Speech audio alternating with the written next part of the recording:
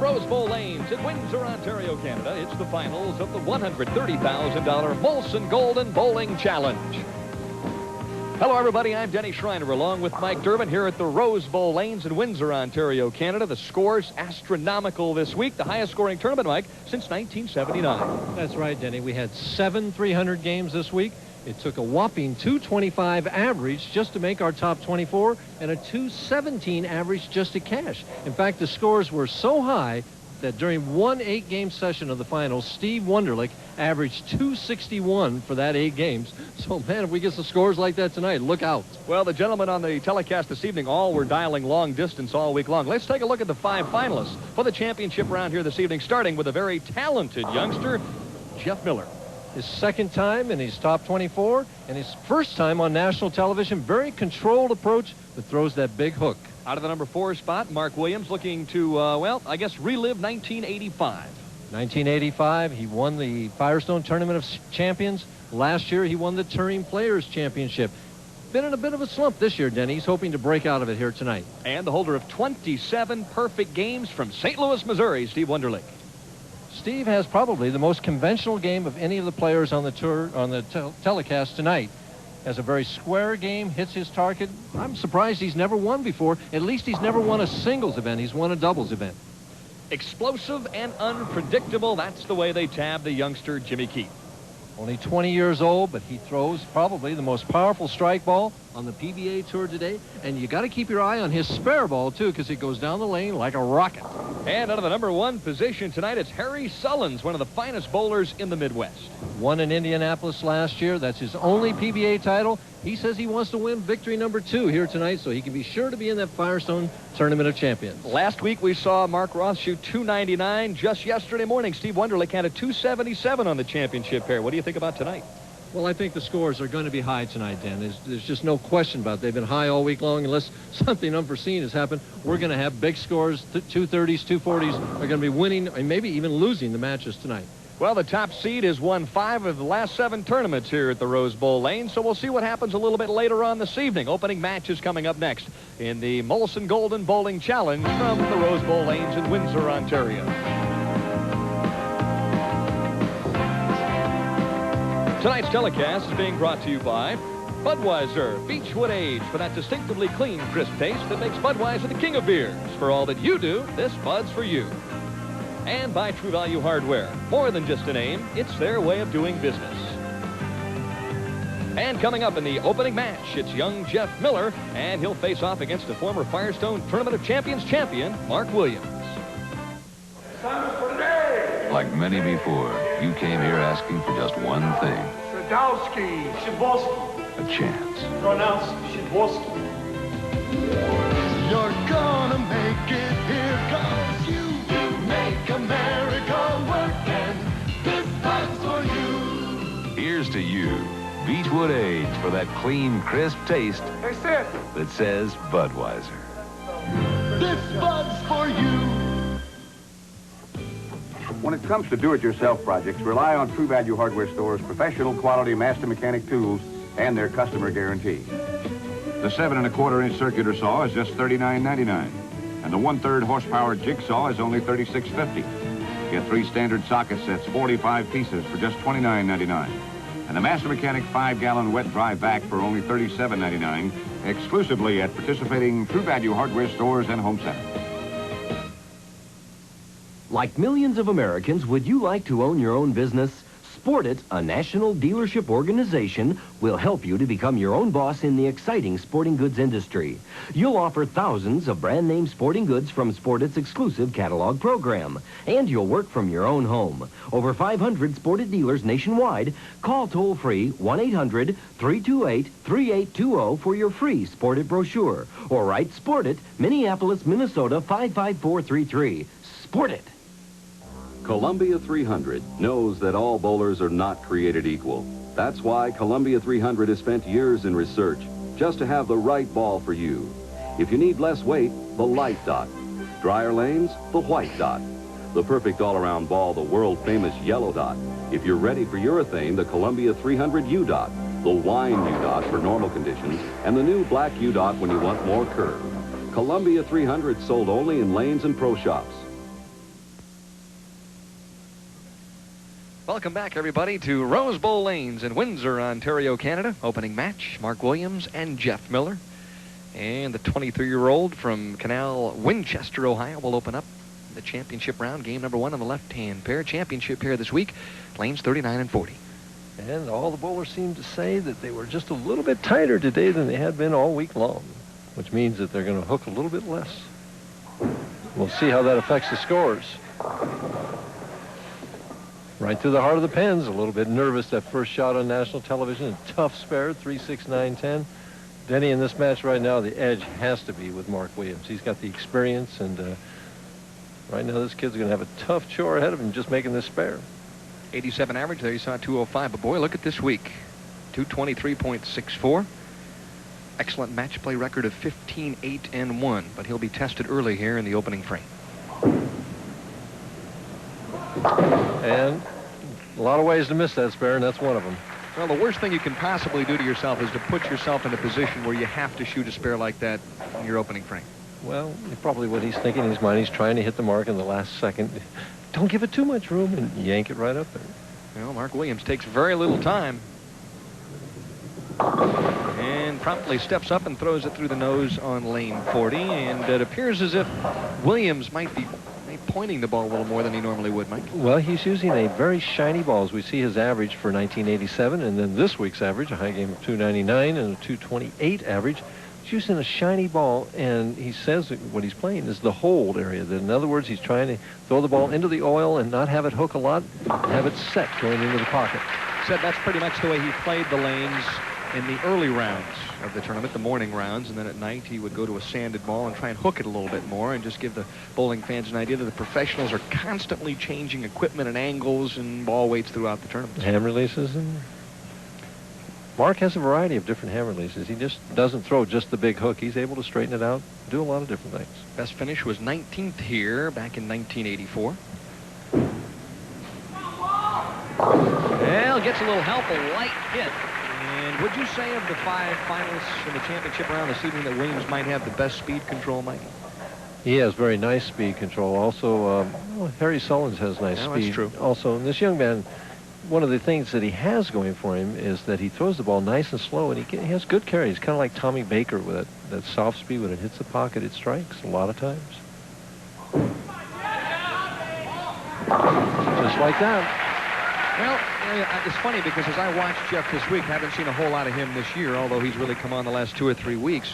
It's a case of his backswing almost looks like Ted Hanna's. Well, he has a very controlled game all the way through. See how forward he's bent that way, and then he comes up at the last stiff left leg. Really, it's not how I would teach it, Denny. It's a product of today's environment that he's bowling on. He makes it work for him because he's 23 for one thing, and he practices a lot.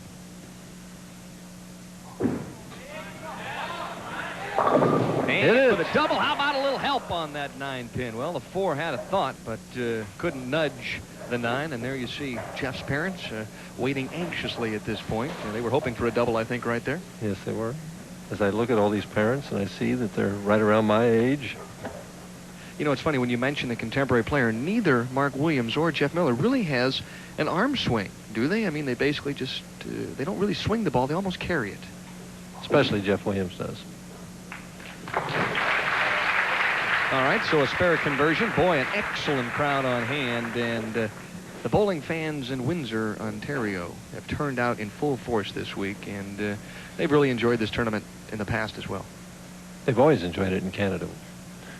Been big, enthusiastic crowds up here for a number of years. Nearing the $300,000 mark in career earnings, playing that tight shot, and he said he's playing the tug shot a little bit this evening, and so Williams, with a double in the second and third, takes a 21-pin lead. And he's doing what we call playing fallback from about board 8. Well, explain that, Michael, fallback. Well, fallback is where you're pointing it up, you're trying to get it play what is called a tight line as we see the score. He's up by 21. Not allowing the ball to hook to the right. You're just playing a tight line to the pocket, almost pointing up to the nose and letting it fall back a little bit at the last couple of feet. Williams to look for a commanding lead, and he throws a beautiful shot in the 4th frame, and so he's extended that advantage now to 31 pins. So Mark Williams comfortable, but stay tuned. Plenty of bowling left in game number 1.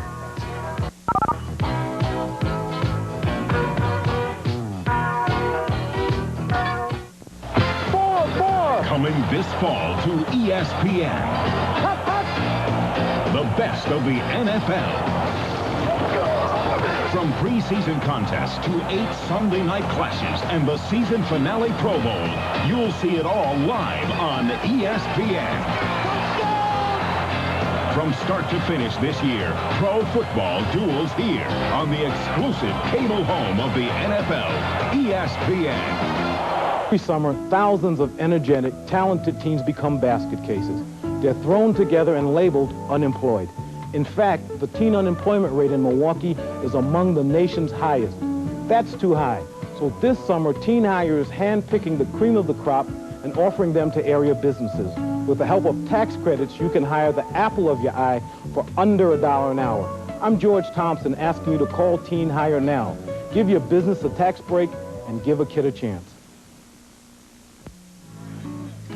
And upcoming on ESPN, it's top-ranked boxing action, the NABF Featherweight Championship. Bernard Taylor certainly will have his hands full in that championship fight coming up Saturday, August 15th, 9 p.m. Eastern Daylight Time on ESPN. And we'll move right back to bowling. Jeff Miller.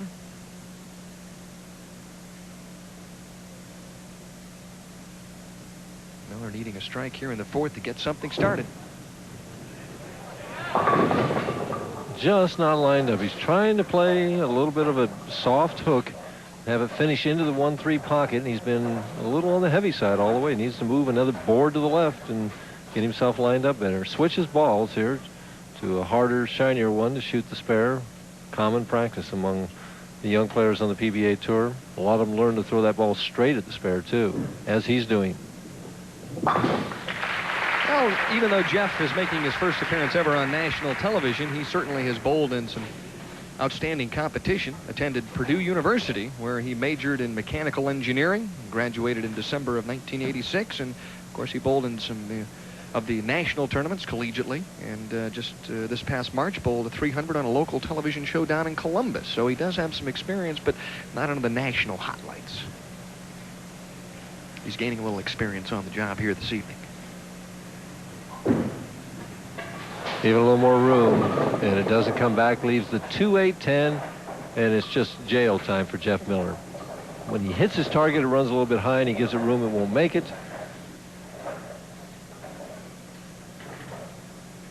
Got to be tough for a player like that who is used to having a little room where you loosen up that arm swing and you can give it a little room to the right and get the ball back. Then all of a sudden things tighten up a little bit on you. You don't have that swing area, and that's when it gets a little tough. Plus, he's just getting buried in this game. Misses this. Where maybe come back off the sideboard. Well, we've seen it. We've seen that made in a number of different fashions, but not like that, at least yet. I've seen some of the pros that are right-handed throw left-handed at that. Make it. I watched Marshall Holman do that. Does he really shoot it that way? He has. He doesn't always, but I've seen him make it that way. I was going to say Mark Roth might be a candidate to do that because Mark is such a good bowler left-handed. Williams working on a turkey. Let's make it a 4-bagger. And Mike, before the telecast this evening, you looked at me and kind of winked and said, I think Mark Williams is in pretty good shape here this evening. Well, he's playing that fallback shot. You get a side view of him here, 5 steps, head very steady, nice long slide. Look at the follow-through. See that nice follow-through right up past his ear? I like that.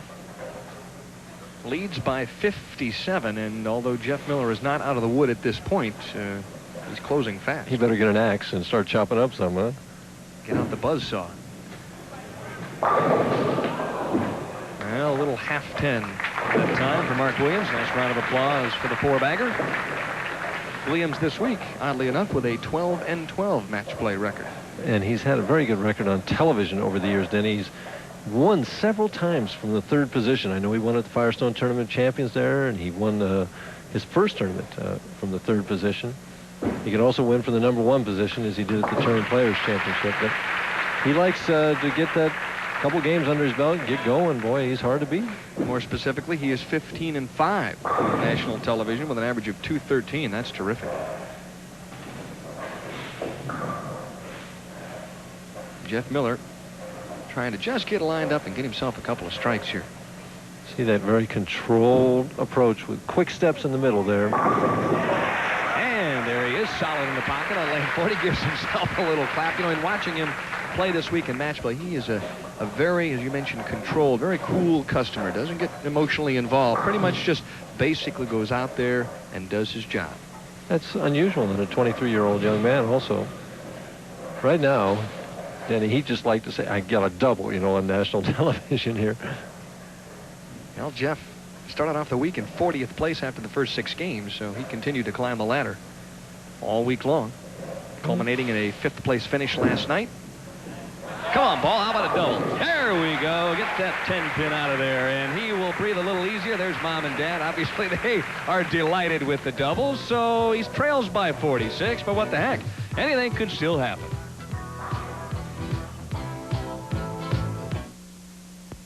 I love this country. It's so fun here. Like this chicken thing. See, this is chicken cube, this is chicken strip, and this is chicken, all white meat. Best tasting part of chicken.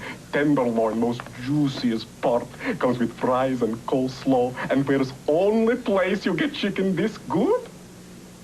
At a fish place. I love this country. Long John Silver sounds good to me. Now step into a new world of value at Exxon with the Exxon card. As always, it gives you the convenience of credit. But now you can apply at participating Exxon stations for a new electronic debit feature. It gives you the cash discount price on Exxon gasoline without having to use cash. Apply now for the Exxon card with the new debit feature. It's light years ahead in value.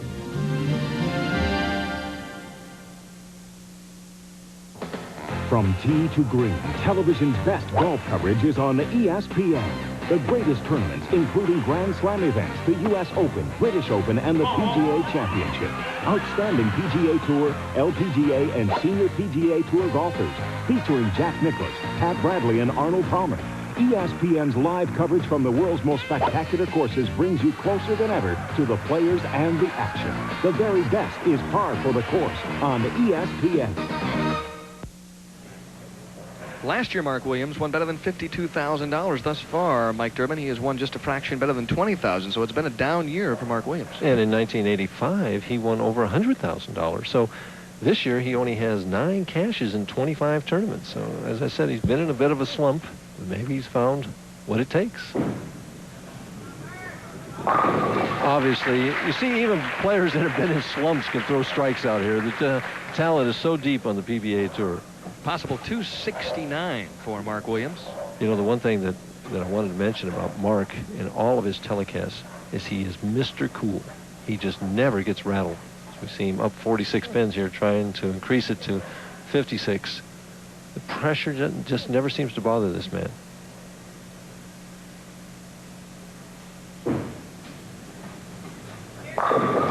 Pretty roll, that nice speed there. And it's amazing, too, Mike, because to really be successful on the PBA National Tour, you must bowl well on national television. Absolutely do.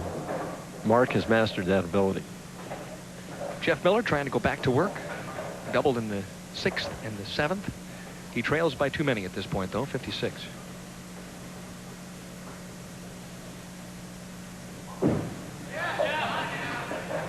Nice shot.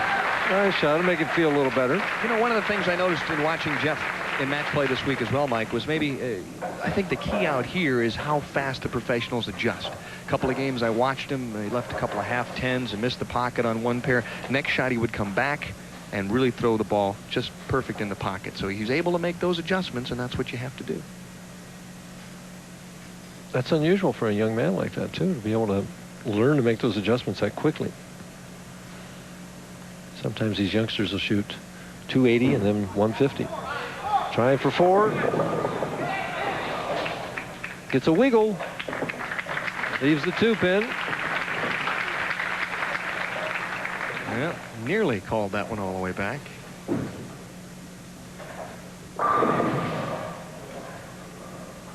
Regardless of where he finishes here this evening, this will be his largest ever PBA paycheck.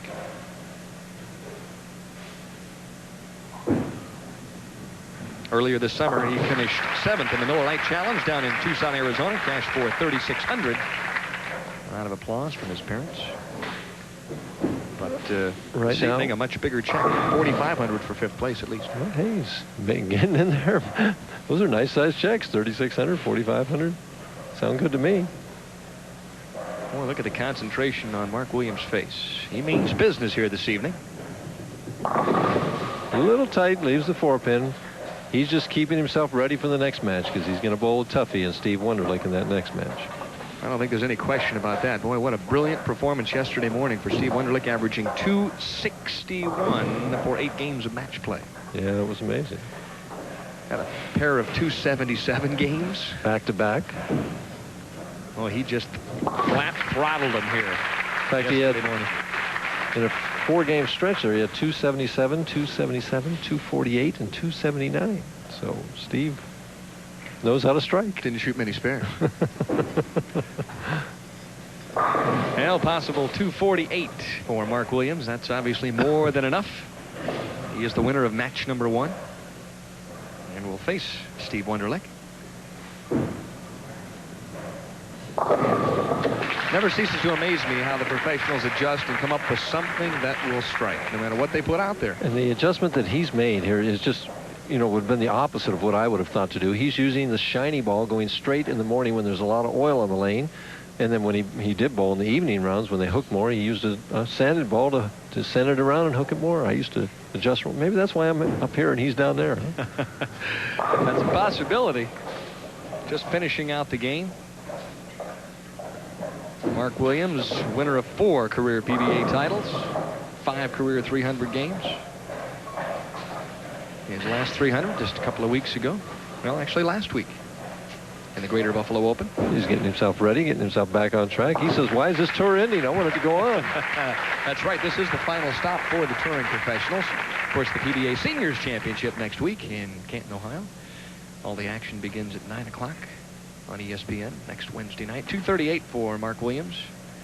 And he'll advance into game number 2. Jeff Miller, meanwhile, will finish things out in his first ever appearance on national television. Ooh. And that's not the way you want to do it. With a double pinnacle. Look at Jeff's face. Boy, I tell you, it's such an interesting experience to watch the young Tigers, the young professionals out here have to suffer through that learning process the first couple of times. First couple of times they make the finals, then the first couple of times they make the championship round. Yeah, but this is only his 2nd time in the top 24, and he's in the championship round, so he's learning there quickly. Now, how about making it on national television? Not quite. Well, a disappointing 176 for Jeff Miller, but nevertheless, a nice check this week with $4,500. 238 to 176. Mark Williams appears to be lined up on the championship pair, lanes 39 and 40. Will his success continue? Only time will tell. Former Firestone Tournament of Champions champion will line up against Steve Wunderlich. But don't forget, the bowling news is coming up next. It's your call. You can enjoy the fresh baked quality from Domino's Pizza or take your chances with the Noid. You can have pizza made to your order, or you can count on our famous 30-minute delivery, or you can taste the quality from Domino's Pizza, so avoid the Noid. Domino's Pizza delivers. Call now. Get it right. Get it right, get it right, get it right. Get it right. Nobody's body's like your body.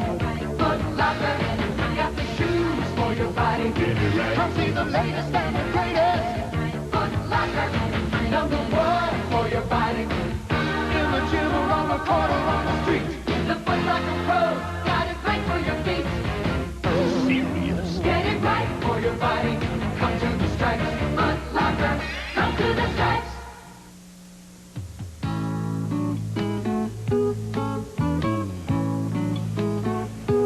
Welcome to this week's edition of the Bowling News. The Molson Golden Bowling Challenge has certainly been an exciting event this past week for Butch Soper for a couple of different reasons.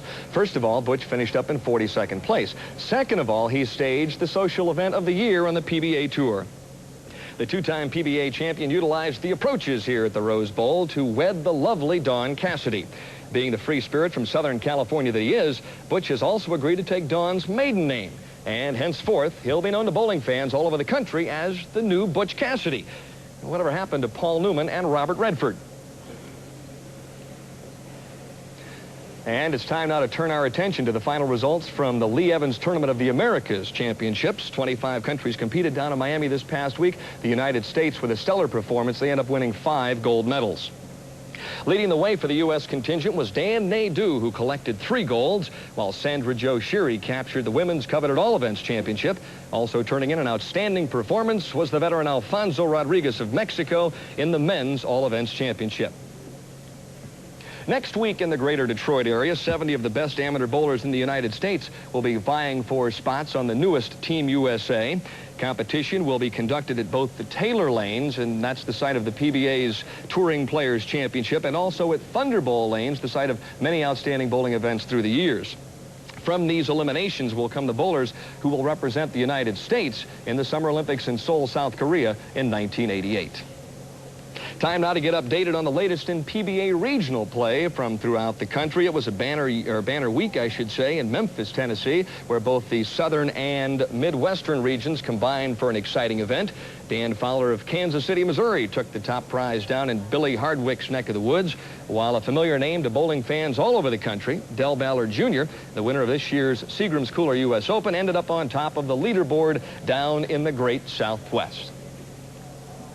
Joining me now, Mike Durbin. Mike, we're in week number 11 of the PBA Summer Tour. The touring pros go home after this week, and basically we're 2/3 of the way through the year on the national tour, so I think it's about time to find out who is in the running for Bowler of the Year honors. Well, Dan, I figure there probably are about 10 or 11 guys that still have a chance. The leading contenders I put up here, Pete Weber, who's the leading money winner and Tournament of Champions winner. The other ones have won 2 titles. Walter Ray and Randy Peters, who won our nationals. Brian Voss is right there, and Kit Wagner has 2 titles this year. There's still a couple others that have good chances. Pete McCordick is still looking for that, quote, elusive first title, but he did bowl 300 on national television. If he could win a big one in the fall, he'd still have a chance. And Del Ballard won the U.S. Open. Another win for him would put him right in the thick of things. Guys with an outside chance, Marshall Holman, he's always there, but he's never won that Bowler of the Year. He'd need a couple wins in the fall to do it. Dave Ferraro and Mark Roth, they'd have to have a very good fall also for them to do it. Now, Mike, as you take a look at the number of people that you have listed there, you don't see a left-hander among the top candidates. That's right. There aren't any left-handers right now in my top 10, but Parker Bone has a chance. He has 1 title, and he has over 60,000 in winnings. If he won a couple in the fall, we could have a left-handed Bowler of the Year. And, of course, some exciting tournament action coming up PBA-wise in the fall, so you'll want to make sure you stay tuned for that. We have a special feature now produced by Jim Duff, and it's on a man who really is the backbone of the PBA Tour nationally on the road. It's Harry Golden, the National Tournament Director, and I think you'll enjoy this. Good evening, everybody. Introducing the finalists for this year's Hammer title. He is the man who introduces the stars, and Harry Golden has been doing that and a lot more for as long as most people can remember. The 62-year-old Golden, our Goose as he's affectionately called, has been the PBA's National Tournament Director for the past 26 years.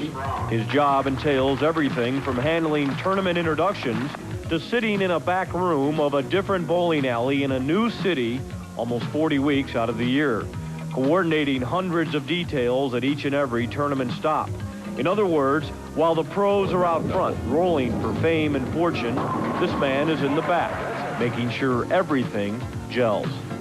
I am single and an only child, and the guys on the tour are kind of like my family. It's not like a job, it's definitely like a way of life. Harry Golden's way of life is full of details and deadlines and meetings with his many bowlers. Okay, it's quiet time. Here are your starting lanes on 3 Snell. If this were a family gathering, Golden would be the father. You see, Goose has no other family, so these pro bowlers are, in effect, his adopted children. I've had to be strict with them. I've had to listen to their problems and console them. But through it all, we have established a great rapport. And I love my guys. Now, what'd you have to say, Lichko? I was wondering if you were going to be on the front cover of a Cosmopolitan or Playboy the way they're following you around here. GQ is where he's going to be. This is my outfit for the centerfold. Golden's rapport with the bowlers is such that back in 1980, they all pitched in and bought him what he calls his most valued material possession, a diamond-encrusted medallion that says PBA Players Hall of Fame. Goose wears it just about everywhere he goes and is the only person to ever receive such a gift from the players.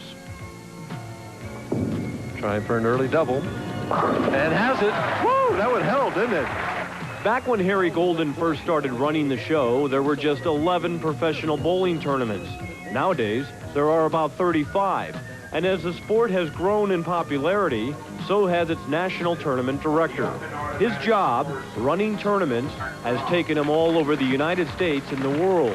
At one point, he traveled to 753 tournaments in a row before being slowed by open heart surgery back in 1984. But it wasn't long before he was back on track, working behind the scenes with PBA staffers and traveling with his beloved bowlers. Week in and week out, Harry Golden is there. One of the PBA's original trailblazers, a man with his ever-present gold medallion, a goose that's truly golden to the sport of bowling. I love what I do. Not too many people can say that, so I feel very, very fortunate. Now, I've done a little soul searching, but I feel that I have not lost my enthusiasm for the job and the position. When I do, I'll leave. Until that time comes, as long as I can handle the job, I'm going to be here.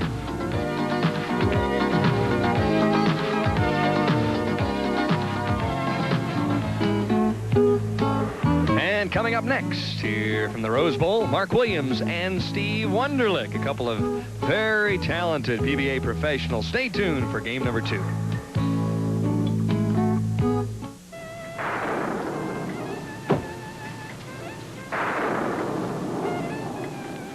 Hi. I've been looking all over for this terrific video cassette I heard about. It's called Not So Great Moments in Sports. Like one scene is where Billy Martin tries to give an ump a shoe shine. That's a fantastic video. My favorite part is where John McEnroe plays tennis with his orange juice. I hear there's a scene where Reggie Jackson protests a Gaylord Perry spitball with a visual aid. Yeah. I love it where a kicker tries to play quarterback. Not So Great Moments is 45 minutes of the funniest sports footage I've ever seen. Great, so you have it? No. It's not in video stores yet. Now what do I do? You get it free. Let me understand. You don't have the video, but you're going to tell me how to get it free. Right. Am I missing something? You're missing out on Sports Illustrated. Sports Illustrated? I love SI. What does Sports Illustrated have to do with it? You get Not So Great Moments in Sports free with your paid subscription. Oh, I let my subscription run out. Well, now's a perfect time to go for it again. You get 25 weeks of America's best sports coverage, including the Pro Football Spectacular with all the picks, previews, and profiles, and the beautiful swimsuit issue. I like that. Everybody likes that. You even get a handy NFL schedule. And Not So Great Moments in Sports? You get it all. I do. How? Just call Sports Illustrated's toll-free number. Wait a minute. All that great footage has got to be worth a fortune. I ought to know. Yeah, I'll bet they raised the price of the magazine, right? It's over 47% off the cover price. Just 3 installments of $9.89 each. You can even put it on a credit card. No kidding. I get 25 weeks of SI, including the Pro Football Spectacular, the football schedule, the swimsuit issue, and the video cassette free. You get it all. Just call 1-800-621-7000. I gotta get to a phone. What's that number again? Here. 1-800-621-7000. Hi. Have you heard of Not So Great Moments in Sports?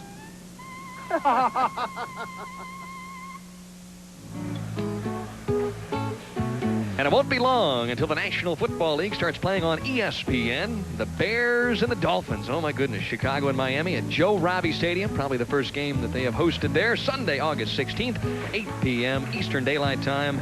National Football League action on ESPN. Game number 2, Steve Wunderlich on the left, Mark Williams to the right. A couple of players, Mike Durbin, that if they get lined up can just flat strike. Well, Mark Williams considers himself a streak bowler.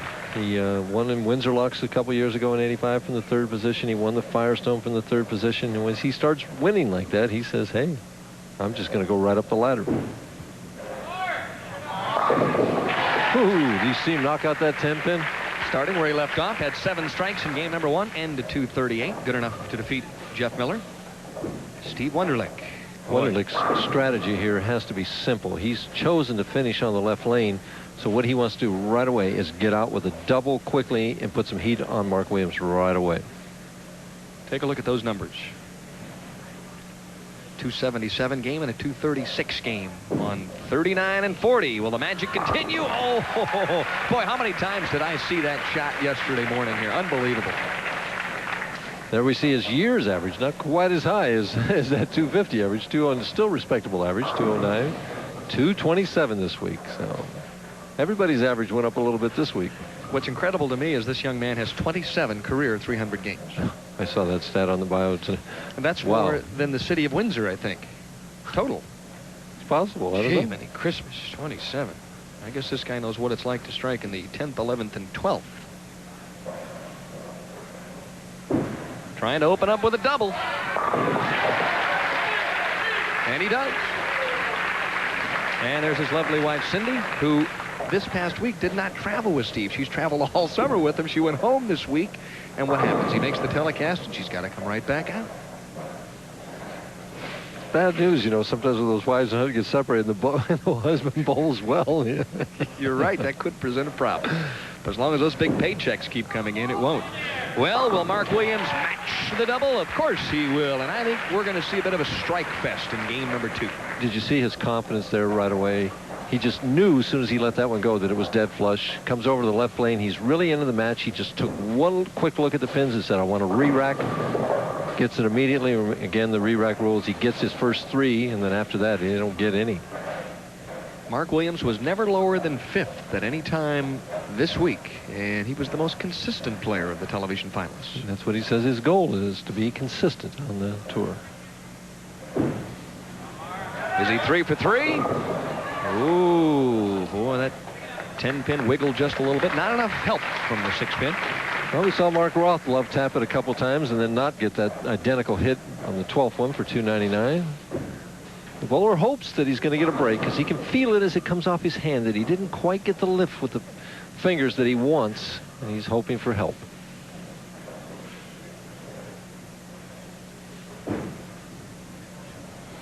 No problem with the spare. You get the feeling that neither one of these guys will make the major mistake in this game, Mike. Right. I think somebody's going to win this game and no one's going to lose it then. Of course, these two gentlemen have bowled against each other numerous times throughout match play competition. Only PBA title was in the Senior Touring Pro Doubles Championship. Teamed up with Les Sykes.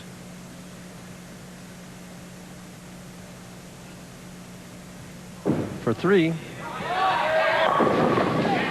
Same identical hit, so they're tit for tat right here. Of course, we want to mention as well that Steve did win the ABC Masters Championship. Right. I think in the top of the show I said that he'd never won a singles event, but I meant a PBA singles event. He has won the ABC Masters, which is a very prestigious title. Watch how straight his swing is.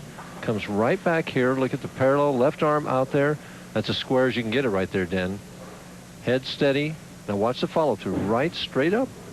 Oh, there's the mistake. Well, no sooner do we say that no one was going to make a mistake than he does. And it's amazing, too, because in watching Steve practice before the championship round this evening, he shot several corner pin spares, both the 7 and the 10. Well, I'll tell you what, a mistake like that, that's all Mark Williams needs. He's just salivating there on the bench, waiting to get up there and strike.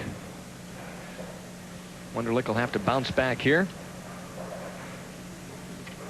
Boy, normally when you miss a 1-pin spare, it comes back to haunt you. Always did me.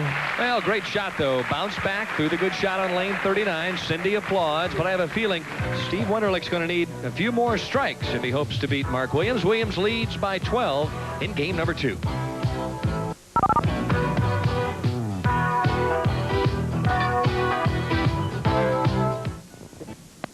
If you donate a car, truck, boat, camper, or other item to Rawhide, the new tax law still allows the full value to be claimed as a deduction. Your vehicle provides excellent vocational training for the teenage young men placed with us by the juvenile courts. Because everyone benefits, this is becoming a major source of income for the Boys Ranch. For an information packet on how you can help Rawhide, plus benefit yourself, please call our toll-free number 1-800-221-AUTO. Thank you. Hi, I'm Terry Lee Johnson. Join me as I host Curtain Going Up, the show that gives you previews of all your cable services for the month. The movies, the romance, and the comedy. Plus, I'll have profiles of Hollywood celebrities along with the latest entertainment news. Curtain Going Up lets you choose the programs you want to see, from the great sporting events to music concerts, from Broadway shows to nature series. I'll show this and more every month on Curtain Going Up.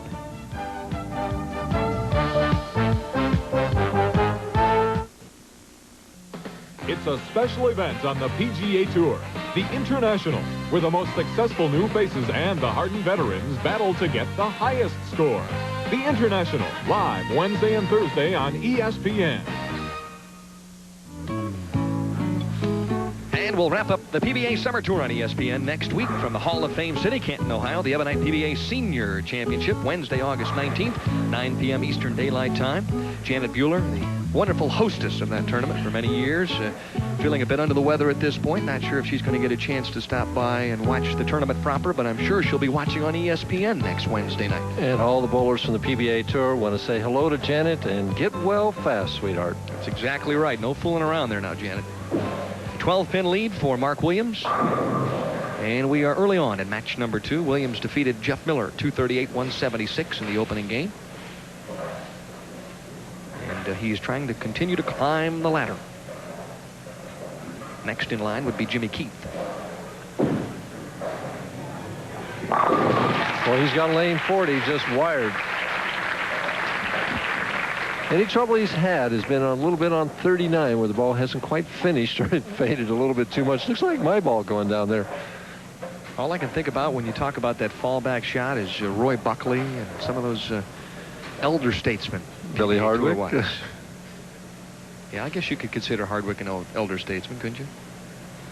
He's my age. I'm glad you said that, and I did. Williams for the double. And he slaps that 10-pin out on lane 39. And you see the difference between that shot and the one in the third frame. It's just the lift of the fingers. And there's David Rose, the proprietor here at Rose Bowl Lanes. And what a marvelous job they've done here renovating the bowling center, spending nearly $250,000 this past year. And the Rose Bowl, it's not in Pasadena, but boy, is it gorgeous. It shines. You can tell that they spent the money, and the pros really have enjoyed themselves here this week. A terrific week. Wunderlich trying to scratch his way back into the match, likes the shot, and rightfully so. Doubles in the 5th, trails by 12, and he can't afford to make any more mistakes. Watch the follow-through. Really forced that one up. Gets that finish at the back end, which Steve always seems to get. Wow. Pretty shot. Knew it all the way. Earlier this year, Steve lost from the top seed position in the AC Delco Classic.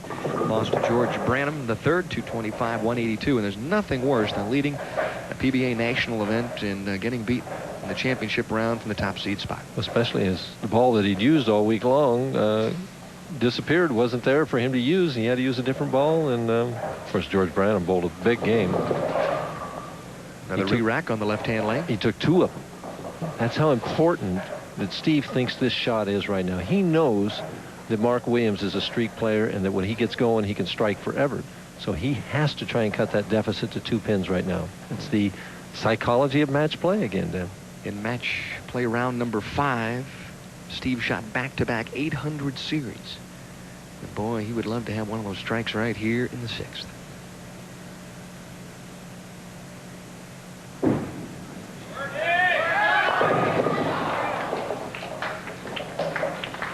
I think he was unhappy with the rack again. I think he was too. I think he thought the pocket was a little open. You're going to watch the 6-pin, the second from the right. If you can watch the ball and the 6-pin, the ball deflects and the 6 just lays in the channel. Never had a chance. No. Something's wrong. I don't know what it is. We have Deadwood in the 10-pin channel right now. He had to wait till he got it out of there. The rule is that he can't shoot with that pin in the channel there because the ball could nick it and make the 10-pin. It'd be hard to tell. You got to get it out of there.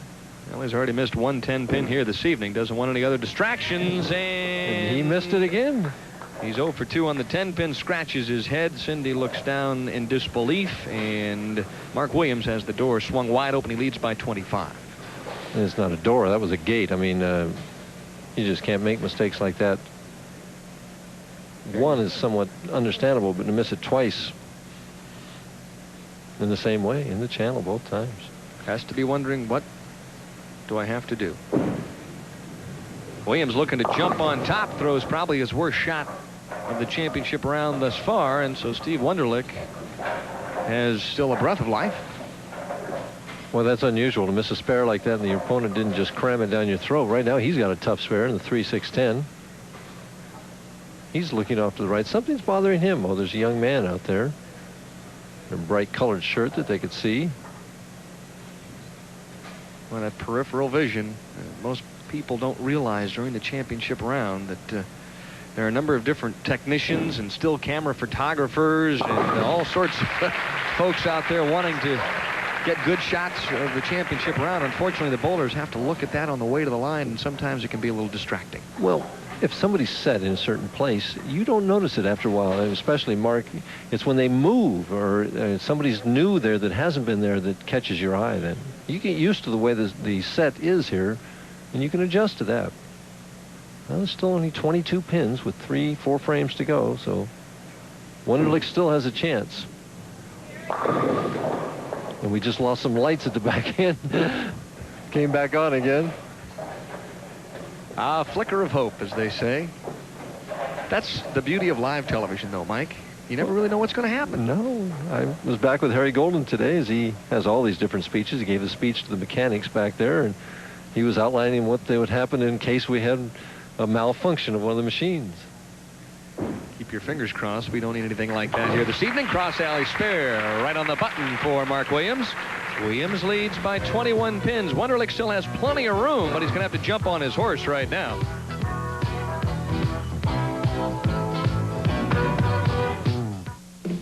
Painting is hard work, so you want a paint that works hard for you. A paint that covers in one coat. A paint that's washable. A paint that lasts a long time. A quality paint that's backed by research and careful manufacturing. That's why you should demand Dutch Boy. Save on Dutch Boy paint and win a great vacation during the Dutch Boy nationwide sweepstakes sale at participating retailers. Around here, raisins are big business. So when Kellogg started putting 2 scoops of raisins in the Raisin Bran, I knew we had problems. It's simple. The law of raisins. You put 2 scoops in each box. You sell more boxes. Bam! Raisin shortage. I respect Kellogg's, but that's a lot of raisins. You know what I tell people? You got a backyard? Plant raisins. Fiber-rich Kellogg's Raisin Bran. 2 scoops is a lot of raisins. And there you see some unbelievable numbers. Billy Hardwick still has the all-time PBA record for 8 games in a invitational over in Japan. You'll be heading that way pretty soon, won't you, Mike? Yes, I will. PBA will have the Japan Gold Cup. Right. Right. In September. Mike Durbin will be heading off to the land of the rising sun. Meanwhile, Steve Wunderlich back in the pocket on lane 40, and this is a must strike, right, Mike Durbin? 8th frame, 21 down. Absolutely.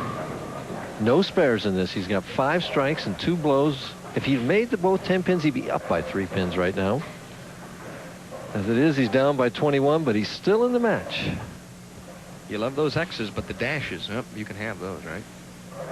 Well, they're your own fault most of the time, especially in this case.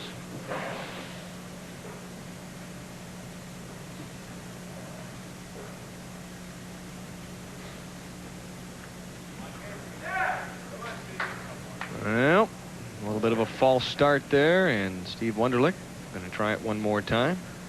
I don't know, Dan. That's I never like that. When you start and then turn around, put the ball down and start over again, it's just so hard to get it back together and make the good shot then. I don't know what it was that distracted him.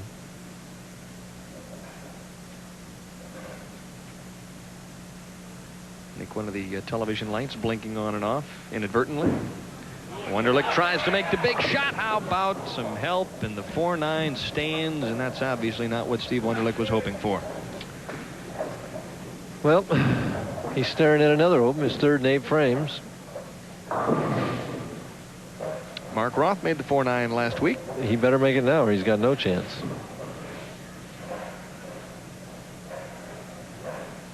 Right down the left channel with no fingers, or one finger. I don't think he put any fingers in that ball. I think he took his fingers entirely out of that ball. Kind of a fresh approach to shooting the 4-9. These modern players. Best possible score that Steve Wunderlich could shoot now would be 172. Meanwhile, Williams leads, make that 202, excuse me. Mark Williams leads by 33, and he's really had an easy time of it here in the first 2 matches. 10-pin wiggles, but does not fall. If he stays clean, he's a winner. Bowling fans, if you have not yet had a chance to watch Jimmy Keith bowl, he's in the next match. So don't go away, because you're going to see something that's as close to an atomic bowling ball as you might ever come up and watch. This will astound you, this next match. He's the classic contemporary player. Williams trying to put the finishing touches on game number 2. And Mike, what does it do for your confidence when you sort of waltz through the first couple of games of a championship round? Well, right now you get the thought in your mind that, hey, this is my day. Everything's going my way. My opponents are getting bad breaks, and I'm staying right in the match. Actually, the bowler, you know, it's not so good for us and for the viewers and everything else, but the bowler's loving these runaways. I mean, although this is not completely over yet. Well, so seldom out here do you get easy matches and easy victories, and there's a bit of a combination between a swisher and a wall shot. A strike nevertheless in the 9th frame. 234 possible for Mark Williams, which would obviously be more than enough. Well, right now Wunderlich is potential 202. Interesting, if he struck out, he'd have 9 strikes to shoot 202. And that would make Mark Williams mark in the 10th frame. He could open, we could have a tie. High. He just lost his concentration. I mean, too many things happened in a short span here for him to maintain that composure. And his wife looks on and thinks, one more time, things didn't go Steve's way. Well, I think there are several of the experts, the writers throughout the country, and the players themselves that I think have kind of wondered in their mind why Steve Wunderlich hasn't won more than just one PBA title. He's been out here 8 years. You always wonder, he's kind of like the kid on the outside of the candy store looking in. He's never been able to grab the handful. The door's always locked. He's either too early or too late. Excellent bowler. I mean, you watch him perform week in and week out, and he's got the ability. It's just a question of breaking through. He's had some bad breaks on television. Tonight, they weren't so much bad breaks as they were errors.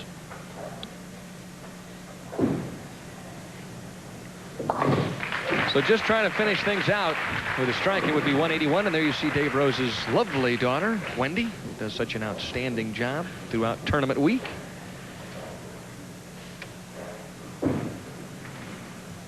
And not exactly what he had hoped for, 181, the final score for Steve Wunderlich, but nevertheless, a $5,500 check for 4th place. Meanwhile, Mark Williams will continue the trek towards the top. Williams actually with a couple of free shots at this point. He wants to practice a little bit, maybe try something new. Obviously, that didn't work. Well, he's thinking, hey, man, he doesn't get an extra practice shot on that lane. I'm going to have to move on that lane next time up. See kind of a little bit of a grin on Mark's face. That's as close as you'll get to a reaction from him, because I think he realized that he didn't throw it particularly well, but it doesn't make a whole lot of difference. Going to go for the mate? Ooh, almost. Well, match number 2 is over.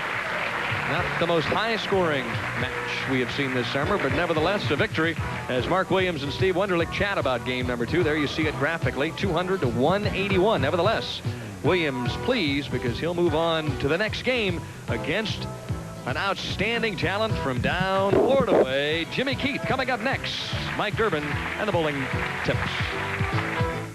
Bud Thunder. It's revved up and coming at you.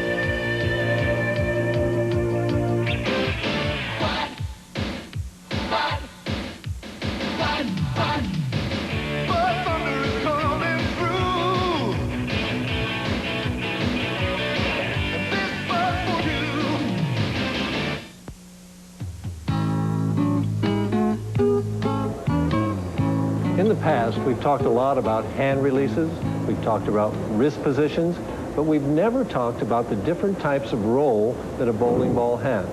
And that's what I'd like to do tonight. I'd like to talk about 3 different types of roll, explain to you how they're thrown, what their assets are, and what their liabilities are.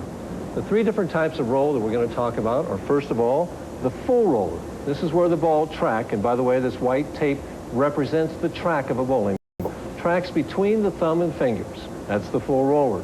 And we're going to talk about the 3/4 roller or semi-roller. This is where the ball tracks just outside or left of the thumb hole and left of the finger holes. And then finally, we'll talk about the spinner.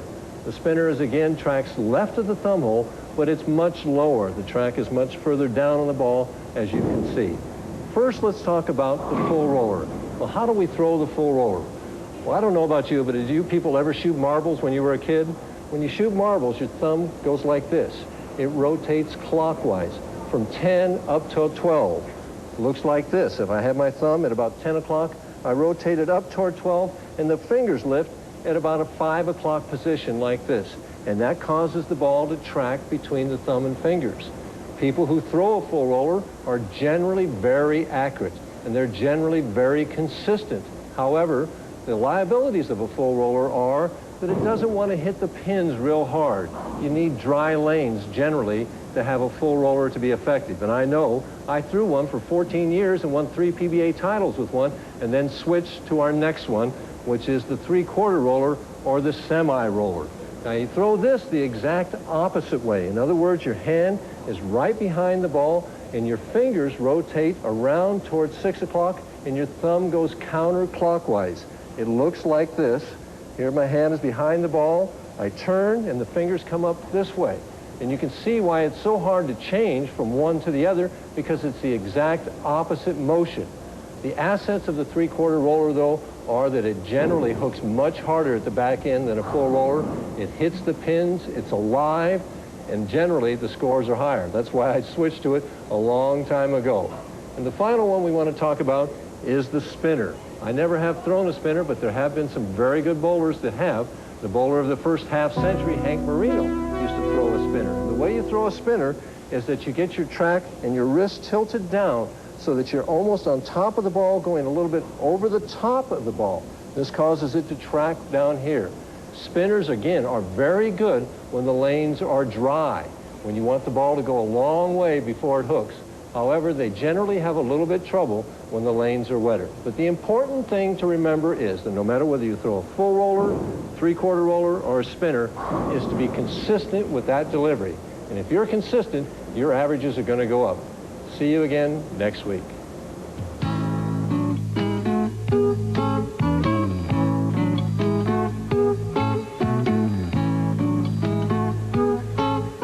One bowler who has been very consistent thus far this evening at the Rose Bowl in Windsor, Ontario, Canada, is Mark Williams, defeating Jeff Miller in the opening game, 238 to 176, and then bouncing back with a 200 to 181 victory over Steve Wunderlich. So Williams continues to climb the ladder. And at this point in time, we'll find out whether or not Williams perhaps could get to the top seed in this event. He is a local professional, the man in blue, Harry Sullins, and he's standing by with Mike Durbin. Michael? Thank you very much, Denny. And I do have Harry Sullins here. Harry's been the top seed all week. Last night, Harry, as I watched where you were bowling in the match play, especially in the position round, you were so calm and so confident, and I just wondered what your mental process was to keep yourself so composed. Well, it was pretty tough to do, Mike, but I'm trying to keep a professional image on the outside. But inside, I mean, I'm trembling, I'm shaking, I'm falling apart. But somehow I got the job done real good last night, so hopefully I can do that tonight. Another question for you. You live right across the river in Detroit. Is it tougher bowling at home or easier? Well, to start with, it's easier because I always try harder. But once you start doing better, then it becomes a little more difficult. More people show up, and you have to keep doing good. Otherwise, they might think you're a little bit of a jerk. And me, I want to do the best I can do anytime. One last question for you. There's been a lot of great bowlers come out of the Detroit area. There have been the Strampys, the Sutars, the Fazios, the Golombieskis. Where do you think you rate yourself on some of the great lists, and there are a lot of others, of the stars from Detroit? Well, that's true, Mike. There's a lot of bowlers in the area. Myself, I hope I'm going to be added to that list. I'm out to do the best I can, and hopefully the better I do, the more I'll be known just like all the others in the past. Well, winning tonight would be a step in that direction, wouldn't it? And that would be one bigger step. Let me tell you, get the back by the Firestone. That's what I want. Good luck to you, Harry. Denny, he says he's ready and he can beat all these guys out here tonight. We'll see. He looks ready to me. And coming up in the Molson Golden Bowling Challenge, it's the semifinal game. Mark Williams, who is 2 for 2 thus far, he'll have to match up against one of the young lions out here, Jimmy Keith. Stay tuned. McDonald's presents the most wanted mug in America. Who could resist a mug like this? 4 colorful glass Garfield mugs you can buy. Believe me, I'm worth it. For a special price with any McDonald's food purchase. There's a different mug each week featuring Garfield. Garfield? Just getting my mug ready for my public. This summer, McDonald's is serving up 4 Garfield mugs. Some summertime, serving up summertime. It's the most wanted mug in America. At McDonald's. Come in and save during the Carnival of Values at True Value hardware stores. Turtle Wax Rust Eater stops rust on the spot, and Clear Guard protects and beautifies surfaces. And after the mail-in rebates, they're practically free. This Master Mechanic reversing drill is just $27.99. Provide extra outlets and reach with the 10-inch power strip, only $2.19. And the extra-large Contico toolbox is just $15.99 at participating True Value hardware stores and home centers.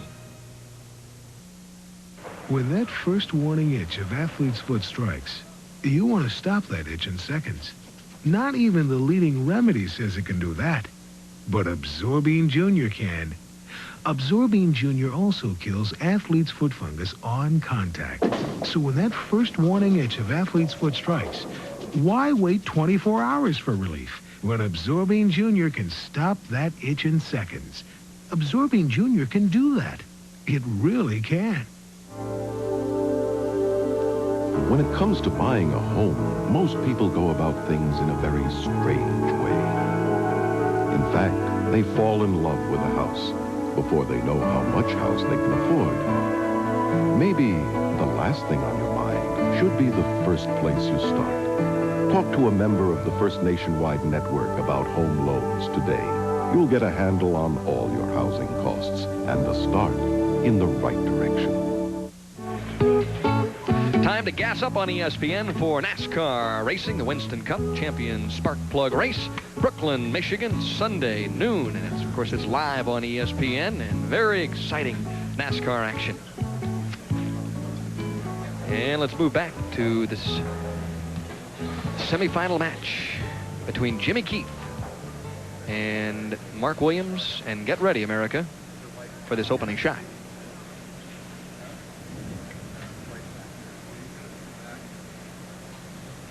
Jimmy going to take a moment or so to get set up. He's waiting for a grin on his face as a couple of the action to take place over here on the sidelines. Boy, he's loose, though. Don't worry about this guy. He is really loose. From West Palm Beach, Florida. Now watch what he does with that ball in the approach. Look at the wrist. And there you see right away, Mr. Excitement on the PBA Tour, just slashing the pocket. We'll get into his delivery in a few frames here, but he gave a perfect example right there, I'll tell you. Yeah, sometimes those pictures will tell the whole story. Mark Williams, meanwhile, trying to be a cool, calm customer and match up with a youngster. Got his game face on, that's for sure. Same thing he did on the last shot. Evidently, he didn't move. I think he might be a little bit surprised. He really was lined up on lane 40 and pretty much struck it well in the first couple of matches. Well, the lane might have broken down. It's had several games on it. The ball looks like it's right over that same about 7th board, just hooking right here, and it's high all the way. Time to give it a run. Mark, how about slipping over there? Just missed. 7-pin. Good try. Boy, it's amazing this week how many of those splits were converted by the professionals. Scores as high as they were, I'm surprised they left any. 9 cashes in 25 tournaments. Won over $100,000 in 1985. Did you ever make $100,000 on the tour, Mike? 96 was as good as I got. That's not bad. Hey, I'd like every year like that, I'll tell you. Williams in frame 2. That looks a little better, Mark Williams says to himself. All right, Mike, I'll give you an opportunity to diagnose, prognosticate a little bit, and discuss Jimmy Keith's form.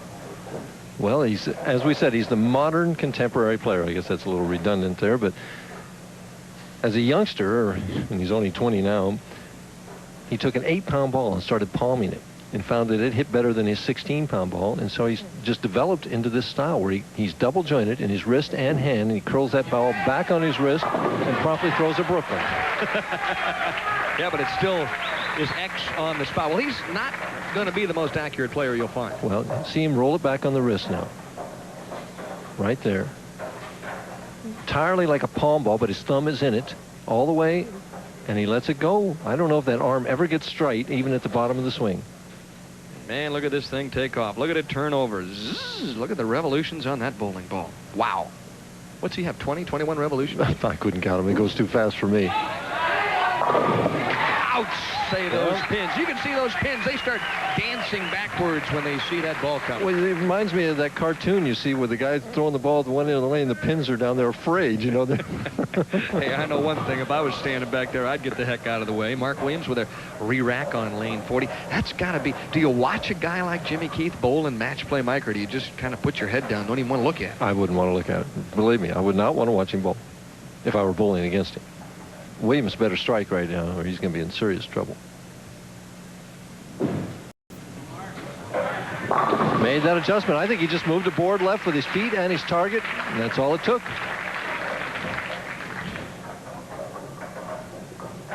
Mark, a 5-step player, much more conventional. Head steady, short backswing. Whenever you see that short backswing, the guy's usually accurate, and then the straight up follow through, deep knee bend, left arm out. Except for the controlled swing that he has and the short backswing, he's a conventional type player. I mean, but he gets heavy lift with his fingers. Interesting as well on that right hand. He has a golf glove. A lot of the players cuts out the 2 middle fingers. A lot of the players are doing that. For 3, he's got it. Well, he's right back in the match after the mistake in the opening frame. He strikes in the 2nd, 3rd, and 4th, but he trails by 11 because Jimmy Keith has opened up with a turkey. I have a feeling some high scores will be posted here in game number 3. It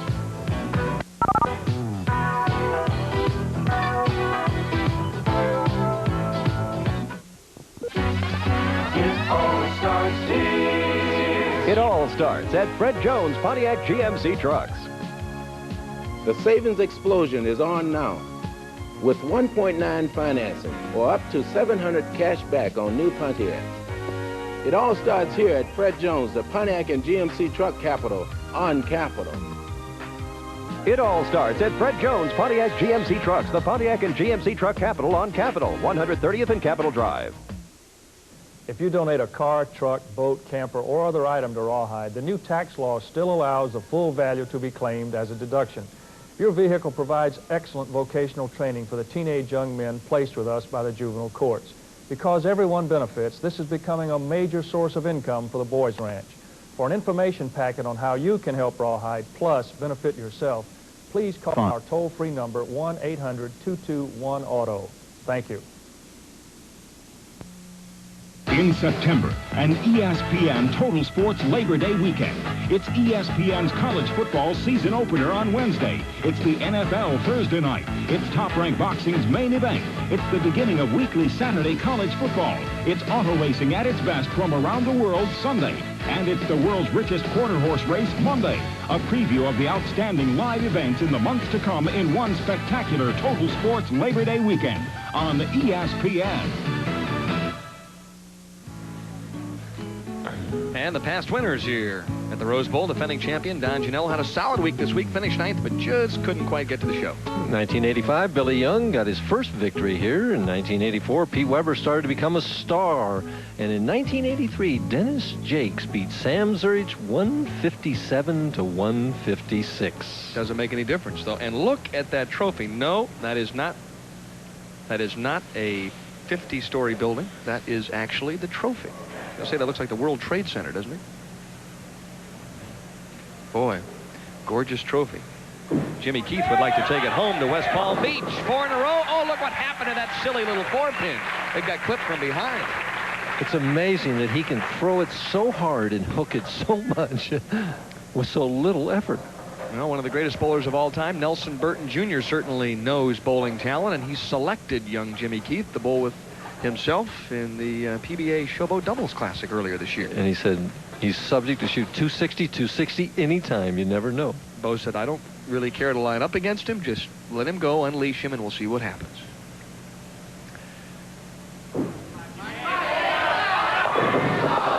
First solid 10 we've had. When this guy leaves a ringing 10, there's his dad, Jimmy. Unbelievable. When he leaves a ringing 10, I'm telling you what, it is a solid 10. Right over about that second arrow. It's about the 7th board. Now watch the 6-pin whistle around that 10 in a hurry. And watch the spare. Rocket. Yeah, it doesn't take a whole lot of time for that to get down there. I mentioned Jimmy. Obviously, that wasn't Jimmy. That was his father, Danny, who has made the trip up here. Got to be very proud of his son. Right now, though, Mark Williams is throwing 2 very important shots, one at a time. He can cut it to 10 if he can get one more right here. Soft. Boy, he just quit on that shot. He didn't follow through the same way he had, just kind of dumped it off his hand and quit on it. I don't know if it was me, but it looked like he almost hit his leg in the backswing. He did hit his leg, but he's done that before. I've seen him do that. Now, what follow through? He just kind of dumped it, and the hand went to the right a little bit, and the ball's just right through the nose instantly. Well, he got a break in that he didn't leave the split. How about the conversion? Uh-oh. Missed it. Yeah, he knew from the minute that left his fingers that it was going to be a problem. So Williams, with his second open, obviously disturbed with himself, and Jimmy Keith, while resting, is now leading by 35. Comfortably. Boy, and you let a player of his caliber get loose out there, and you get some big-time problems. Well, I mean, you have the opportunity to close that match down. You lose confidence in yourself when you don't do it.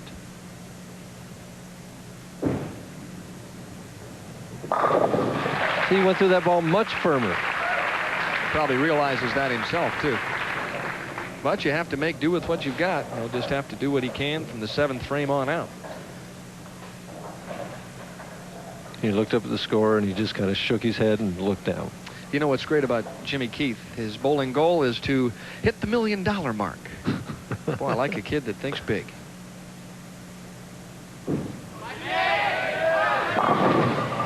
Four pin.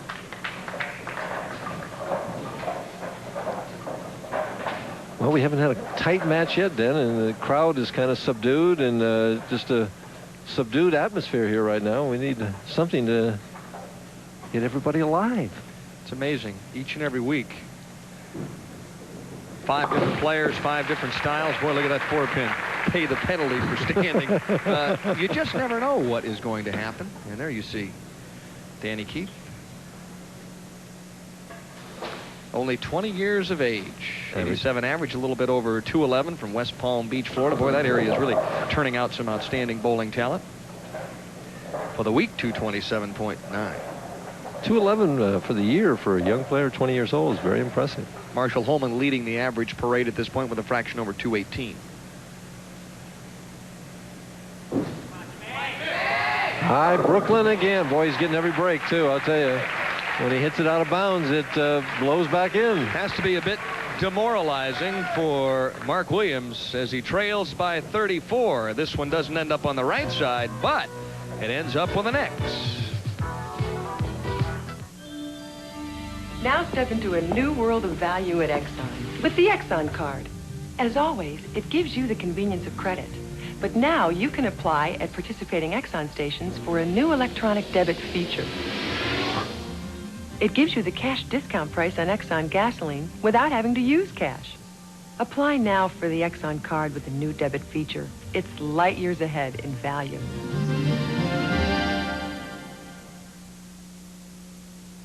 After 7 days of treatment with iodine, this cut still hasn't healed. The same is true with the leading antiseptic liquid, the leading antiseptic spray. In fact, none of them help heal as fast as the #1 doctor-recommended first aid treatment, Neosporin. Clinical testing shows that Neosporin helps wounds heal faster because its triple antibiotic formula kills bacteria that can cause infection. Neosporin. For faster healing, it's the one. And for all of you numbers freaks, I know Mike and I always like to take a look at what happens round by round. Look at the top seed, Harry Sullins, 16th, 12th, 14th, 7th, 3 and 1. Except for one round, always making progress, moving up that ladder. Mark Williams never lower than 5th throughout the week. A lot of 4s on the board by Williams. Jimmy Keith with 3 trays. Interesting, Williams was never higher than 3rd either, unless he gets his act together here. He's not going to be any higher than 3rd tonight also. Well, the interesting thing about this event is no one from lower than the 2nd position has ever won this tournament. 5 out of 7 from the top seed. The other 2 winners came from the number 2 slot. Has to hurry. Looked like a little more speed that time. Well, I saw him looking down at the approach before he threw that shot, and he was trying to figure out what this right lane is doing. And the last shot, he just quit on. He just didn't go through it with the speed and authority that he had before, so he adjusted for that last shot, and the ball didn't make it back. Sometimes, I guess, Mike, the most difficult thing to do when you're in the championship round, or even in match play for that matter, is, well, you have to, as Harry Golden says, let the ball be your guide. You have to read the kind of reaction, but if you don't throw a good shot, you've got to recognize the fact that you didn't. Sometimes you get fooled, Denny. I know that it's happened to me a number of times that I felt like I threw it well, but I eased up on the speed and didn't know that I did. And the ball went high, and I adjusted, and then the next time I threw it a little bit firmer, and it didn't make it. You must keep that speed consistent. Jimmy Keith with a potential 268. Meanwhile, Mark Williams trying to keep his head above water. Solid 10 on the left-hand lane. And doesn't it always seem to go that way? Yes, it does. Right now, go ahead, Dan. I was going to say, it has to be a little bit frustrating for Mark Williams to have won the Firestone Tournament of Champions, won over 100,000 in 1985, and have a decent year in 86, but then to struggle for the most part throughout 1987. It's a tough mental adjustment, tough financial adjustment, too. But out here, Mike, does anybody other than the superstars really consistently year in and year out finish in the top 10 of the money? Just so much competition. It's getting tougher all the time. You've got to be able to hit a variety of different types of conditions and make those adjustments. And if you can't hit them, you overpower them. Like this kid can do. Exactly. He's had a couple of Brooklyns, but, you know, those young stallions, they're going to be pumped up from time to time, and then he just flat rips that bowling ball on the right-hand lane, and he is a crowd favorite. Make no mistake about that. He's worth the price of admission. Well, we're going to see how he's going to do against Harry Sullins pretty quick, because this one's just about over. 45 pins. He could open twice and still win the match, depending on what kind of open they were. But I don't know. The way he's going, he should be pretty relaxed and confident. Not even concerned with opening. Oh, my goodness gracious. There was that nuclear strike I was talking about. Boy, I wonder if we can get that one in slow-mo. Even in slow motion, that'll look like a normal strike. I tell you, that pin just flew across. Oh, quickly, Mark Williams is up, and he's saying, hey, I've taken too many of those right-hand shots. It's time to just get the heck out of here at this point. Key shot in this thing, though, was back in the 5th frame when Mark Williams could have cut that lead to 10, and he followed up with a strike in the 6th, which would even the match. And he opened, and there was a 30-some pin deficit that got bigger.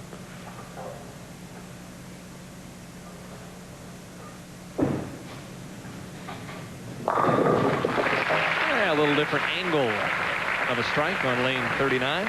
It's been a successful week, though, for Mark Williams, who will cash for $7,000.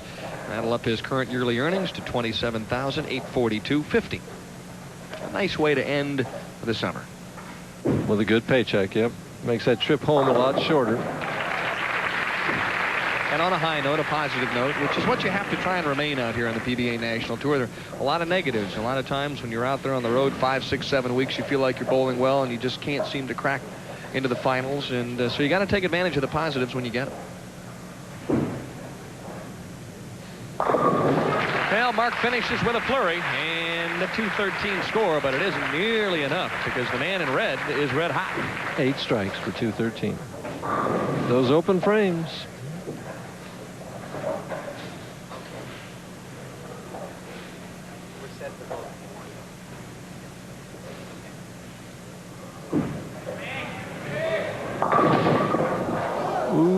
Hooked a little early on him, give him something to think about for the next match. Almost looks like an optical illusion. He's trying to get it out close to that second arrow. A little left of it, and it hooked. Okay. And interestingly enough, he's going to wind up with 7 strikes unless he makes this, which he could do. Oh, man, oh, man. That thing's got to be going 25 miles per hour. Well, an open in the 10th, a 7-10 for Jimmy Keith, but doesn't make a whole heck of a lot of difference because he wins easy over Mark Williams, 234 to 213. And he'll be heading into the title match. He'll be looking for his first career PBA victory against another PBA champion, Harry Sullins. The upset of the week is brought to you by Pepto-Bismol. For most common stomach discomforts, the one that coats is the only one you need. Monday night in Anaheim, Minnesota Twins pitcher Joe Niekro's glove is examined by the umpire. The knuckleball specialist was then asked to empty his pockets. When he did, an emery board flew from his hand and landed on the ground. Niekro was immediately ejected for defacing the ball. Joe Niekro, the first pitcher since 1982, suspended for doctoring a baseball. The Pepto-Bismol upset of the week. Were you surprised? Surprised to turn 40? No. I meant the party. The pizza. The heartburn. Mm-hmm. You know what they say about anchovies at your age. Anchovies don't get to be my age. Do we have any Pepto? Mm-hmm. Here comes the soothing relief of Pepto-Bismol. The one that coats is the only one you need. Feeling better? Like a kid again.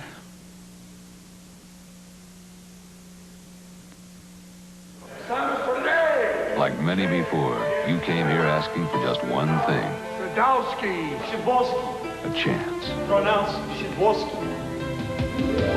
You're gonna make it here, 'cause you make America work, and this one's for you. Here's to you. Beechwood Age for that clean, crisp taste Hey, Sid. that says Budweiser. This one's for you. And there you take a look at the results thus far. Mark Williams off to a very quick start. He defeated Jeff Miller, 238-176, and then won likewise over Steve Wunderlich, but ran into a buzzsaw, Mike Durbin, in the semifinal game. Jimmy Keith erupting for 234, and that was with an open in the 10th frame. Well, Mark Williams was operating under a handicap that he didn't know he had. You know, I wound up picking him, and as we know, my track record hasn't been the best. I'm glad you said that. I didn't want to tell anybody about that. But Jimmy Keith, so explosive, and of course he'll have to bowl Harry Sullins in the title match. Well, when I was talking to Harry over here in the interview, he wasn't the most confident about the pair over there. He said that unless something changes, he's going to pick to finish on the right lane, which means that he figures if he has to get up there and double in the 10th frame to win the match, he can do it. There were several other bowlers that threw lots of strikes here up in Canada this week, and let's take a look now at the finishers from 6th through 24th, Mike. In 6th place was Bob Learn Jr., Ryan Schaefer 7th, Mark Baker, Don Janello, and Paul Renteria. Tom Kreitz finished in 11th. Brian Voss seems like he's in the finals every week. And the oldest man in the finals, Jim Murdishaw this week, Rudy Kazamakis, and Kent Wagner still bowling well. New name there, Bill Ryan Jr. was a leader here for a while. Mike Edwards in the finals all the time, but can't make the top 5. Ron Williams, John Odrobinick, and Tim Weisbrod. Ken Johnson, a new bowler with a big, powerful ball. Rowdy Morrow, winner a few weeks ago. Derek Banks, and Leroy Bornhop was number 24. And I'm going to stick up for Jim Murdishaw. He's only 33, Mike. Come on now. Well, it was a young field this week, but I had to stick it to my friend Jim. Several other players having outstanding years thus far on the PBA Tour, and of course topping the list money-wise, Pete Weber, who has really taken home a bundleful thus far in 1987. Well, he won a lot in the Winter Tour, but he hasn't added too much in this summer. He's at $155,000 right now. McCordy keeps creeping up on him. Del Ballard at 124. Walter Ray still needs that one check to get over 100,000, and Marshall Holman will be back in the fall. Randy Peterson closing in on that 100,000 mark. Dave Ferraro still has an outside chance to get there with Brian Voss.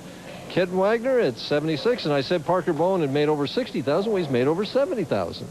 Well, he's climbing right up that ladder. Now let's take a look at the average leaders. I already mentioned Marshall Holman leading the way at just over 218. He's a little bit of distance between him and Pete Weber at 216. Albee, top lefty, but not making the money.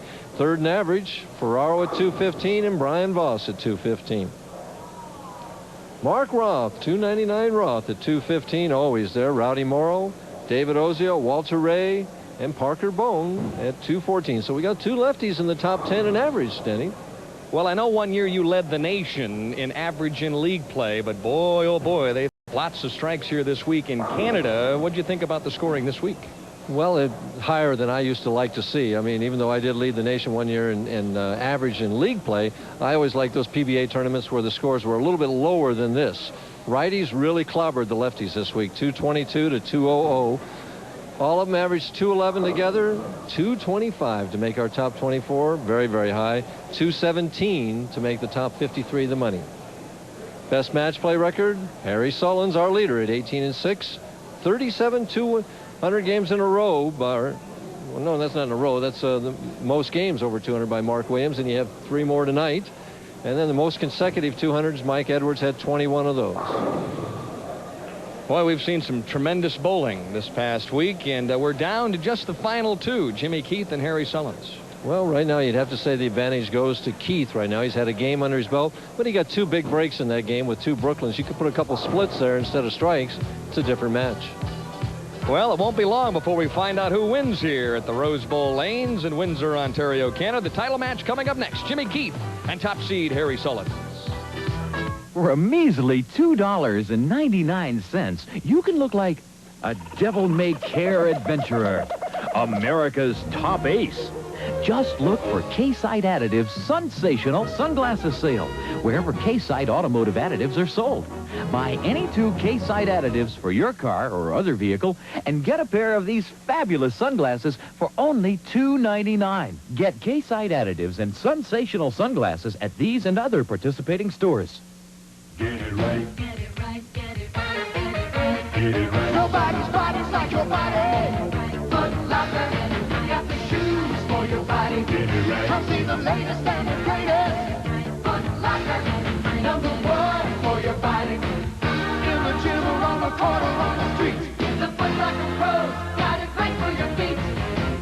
Serious. Get it right for your body. Come to the stripes. Foot Locker. Come to the stripes.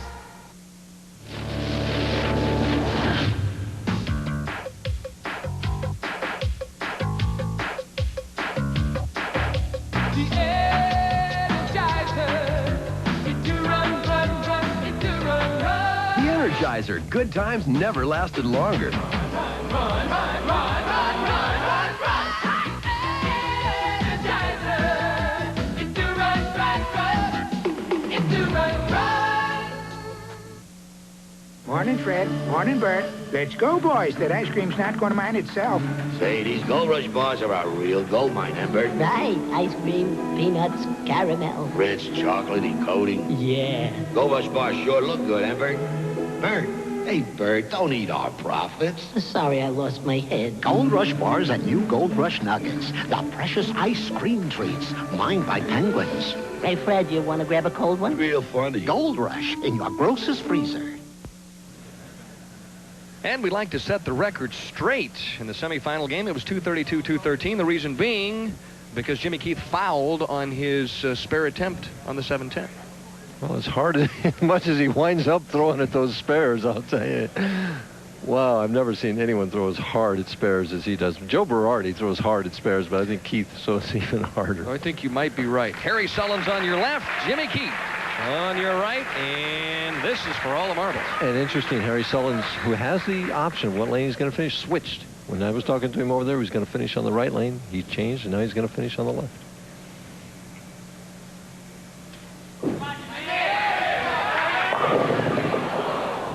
Very nice shot in the opening frame. Title match. Now he has bowled in a title match before, right, Mike Durbin? That's right. And right here, power ball. Jimmy Keith coming in half pocket, a little behind the head pin. The 6 pin's going to lay right down in the channel and not make it. Earlier this past winter, Jimmy finished second to Bob Hanley in the Greater Hartford Open, 247 to 201. So he does have some championship game experience. In that particular match, Hanley just came out and put the pressure on the young Keith right away, and Jimmy just never could get anything going. Harry Sullins, 29 years of age, 6 feet, 170 pounds. And this is his first ever appearance on ESPN, and he was very excited about that. We chatted about that before the telecast this evening. He said, boy, I'd love to win one on Espen. Ooh, he really sent that one out there in the weeds. Lucky to come back and just leave the 1-2-4. Harry has what I would call late timing to begin with, and you add that to nerves, and sometimes when my ball used to get late, it would always go right of target. Well, maybe we'll get a chance to take a look at him in slow motion. You can describe that a little further. Trying to stay nice and slow and solid and convert the first spare, and he does. And he threw it in the pocket, Mike. Just the way he played. He says, is there another way? Are you intimating that you perhaps would have shot it differently? And there you see, 208.29. I'll give you a chance to respond to that, Mike. From Sterling Heights, Michigan, Harry Sullins, 228.61 in high game this week. Yep, 300.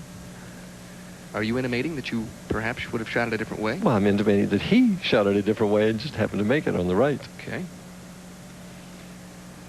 Well, Harry's going to back off, catch his breath, trying to relax a little bit. Hardest thing at this point, I think, to do, Mike, is to get that heart rate down a little bit. Our technical directors have informed us that a fly was bothering Harry Sullins. Boy, those guys have good eyes, don't they? Out the... Oh, here it comes. Boy, 2 big hooks. I'll tell you what. I'm not used to seeing the ball hook like that. Mine never did. Boy, that was a haymaker from Sullins. Well, the other guys, I remember when Mark Williams used to throw a big hook, and he was going so straight. And Sullins, I thought it was gone, but he comes flying back and leaves the 10 pin. No trouble with the spare. He's aggressive, Mike. He's going to go out there and get his money's worth. Well, he stayed so calm in that championship, or in the position round match last night. He was behind early in the game and just kept throwing it in the pocket and striking, and he won. Jimmy Keith had an opportunity to lead this tournament last night. If he would have defeated Harry Sullins in the position round game by 15 pins, he would have been the top seed here this evening. But Sullins really came up big last night, winning that position round game. Brooklyn again. Didn't carry this time. Wow, solid 6. I think Sullins has used the right strategy here. He's made Keith finish on this right lane. He's going to bowl here in the 2nd, 4th, 6th, 8th, and 10th frames. And his last couple shots, he went Brooklyn and then through the nose. He's had trouble with the right lane. Double dribbled that one. Nails that spare, I'll tell you. Well, you got to change pins about every 3 or 4 games with this guy, don't you? He can break a few pins, I'll tell you. Does that ever happen, Mike? Yes. You hit that pin hard enough, you can break it. And all proprietors across the nation are saying, don't do it. Really takes out his frustrations on those spare attempts. High. Fortunate he got away with just the 4-pin. And I think we got a couple of nervous young men out here right now that just haven't settled down in this championship match. We had a great final here last year. Don Ginello defeating Tom Milton. Yep. Well, that was exciting. Went right down to the 10th frame. Perhaps we'll see the same here this evening. All I can say is if Jimmy Keith ever hangs up in one of those spare attempts, he's going to be permanently indented into somebody's masking unit. Either that or his sleeve size is going to change considerably. Man, oh man. He shoots those spare attempts at Mach speed. And Harry Sullins has informed us that graphic has said his career earnings 99,905 are wrong, that he made it over the $100,000 mark. Well, no matter what happens here this evening, he will, as Sullins takes a scant 1-pin lead early on in the title match. Well, let's see if he can add to it and make it 11. He put the pressure on young Keith, who right now seems lost on the right lane. Harry Sullins averaging 224.5 on the television pair, games of 247 and 202. Beautiful match play record of 18-6 this week. Boy, he was steady in competition.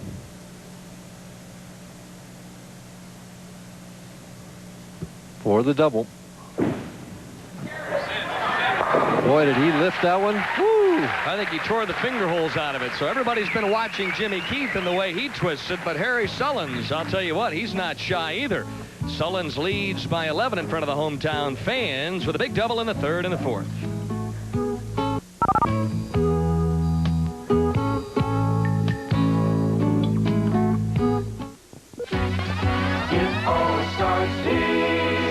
It all starts at Fred Jones Pontiac GMC Trucks. The savings explosion is on now. With 1.9 financing or up to $700 cash back on new Pontiacs. It all starts here at Fred Jones, the Pontiac and GMC truck capital on Capital. It all starts at Fred Jones Pontiac GMC Trucks, the Pontiac and GMC truck capital on Capital, 130th and Capitol Drive.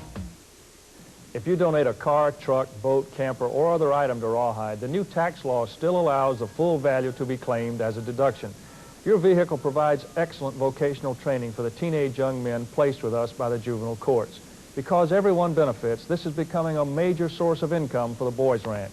For an information packet on how you can help Rawhide plus benefit yourself, please call our toll-free number 1-800-221-AUTO. Thank you. National Football League action on ESPN coming up Sunday, August 16th, 8 p.m. Eastern Daylight Time. Chicago and Miami. Mike Ditka and Don Shula, a couple of outstanding National Football League coaches. Boy, a couple of very good teams there on ESPN, the NFL. So don't forget to stay tuned for that. I'll definitely be tuned in for that. Yes, I know you will, especially if the Rams are playing, right? Well, there's our prize money. The winner of this game is going to take home $20,000. I like that. $10,500 for second. We've already divvied up the $7,000, the 5,500, and the 4,500. And back to live action. Now, I imagine Keith's adjustment here is just going to be to give it more room. I think you were right on the button with that, Mike. It just seems, it was never the way I adjusted lanes. When my ball would hook early and go high, I would always move left. But the younger players, a lot of times, they just seem to send it further wide. They do what they call open up the lane. They open up their shoulders a little bit more and just send it further right with a little more speed. Watch it hook back. Jimmy Keith opts for the re-rack on lane 39. He's only 20 years old, and I don't think he's too crazy about the second rack, but nevertheless, going to step up and try and double.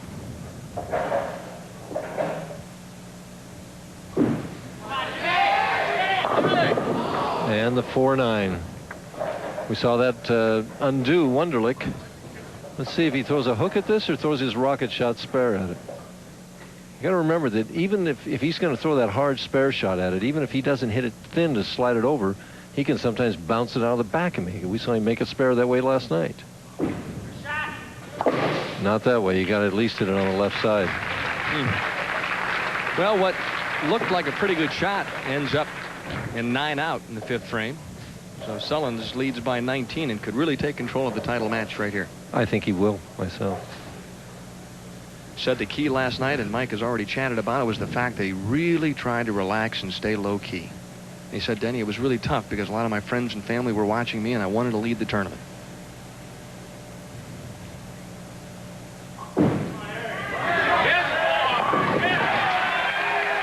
That's a mark of a champion, Dan, to respond when your opponent opens like that and he just says, hey, I don't want this match to be close. I want to win it by 50 pins. It's like he's up by 33 already. Yeah, it's like taking that 3-1 pitch and just parking it. Boy, just stepping right up there, taking advantage. 33 pins he leads by. I guess if there's one player, though, that could take it off the sheet and strike all the way out, it would be Jimmy Keith, as explosive as he is.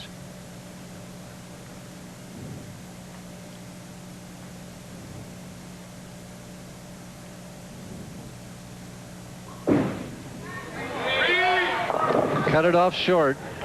He just, that was nerves, Dan. That was just simply nerves. He knew that he could just put his opponent away with another strike there, and he just didn't continue the follow-through on up, cut it off. And there's Harry's mom, Rose. 2 of his brothers, 2 of his sisters on hand here this evening. Very tough spare here.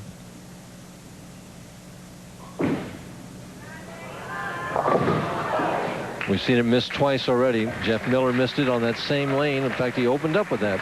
That puts Keith right back in the match. Only 17 pins down. Gets a double here, and we've got a tight match. And the ebb and flow. Momentum swinging back the other way. Only, though, if Jimmy Keith can take advantage.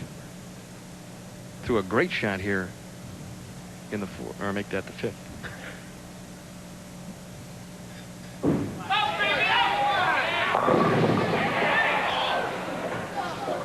Amazing that that ball can leave a weak 10. Watching it rev up as it goes down the lane. Let me ask you a question, Mike. Does the ball really grab as well as it looks, or is it still spinning too much sometimes to really hit that hard? That's a good question, Dan, and I'm trying to answer it by watching. It looks like it's grabbing, and he just didn't have the power enough. And he missed the spare. Well, that's the third 10-pin we've seen standing after a second ball attempt, and so both players showing. You don't win titles. Faces at this point. No, you sure don't. You don't win titles by opening after your opponent opens. Harry taking a good hard look at the scoreboard. And you're exactly right, Mike. You got to take advantage when opportunity knocks. And right now, Jimmy Keith, the wheels are coming off at this stage. Harry Sullins and there's a tendency sitting there, and at this point, can't believe that things are working out the way they are. And there's a tendency of a young player like this with so much talent. Is he going to fire a bullet at? Oh, he almost bounced it out and made it. But he's almost throwing almost a give-up shot, Dan. It's just the same intensity. Instead of thinking, what do I have to do to knock down the pins? It's like, I don't know what's going to happen, and just throwing it. Well, your whole life passes in front of your eyes when you're 20 years old and you're on national television, and I think you have a tendency to get a little frustrated, and you might panic, too. I mean, you don't have all that experience. Well, that's an excellent point. That's true. Easy to say when you're up here, but much easier when you're in the heat of battle. Or much tougher, I should say. Well, that's more like it, Harry Sullins. Back in the pocket. He leads by 39, and this would be a popular victory, I would think. Harry from nearby Detroit and has several fans here this evening. Well, Harry's earned it all week long, but to be sitting on the bench after you've just opened and be ahead by 17, when you get back up, you're up by 39, is very unusual in the PBA Tour.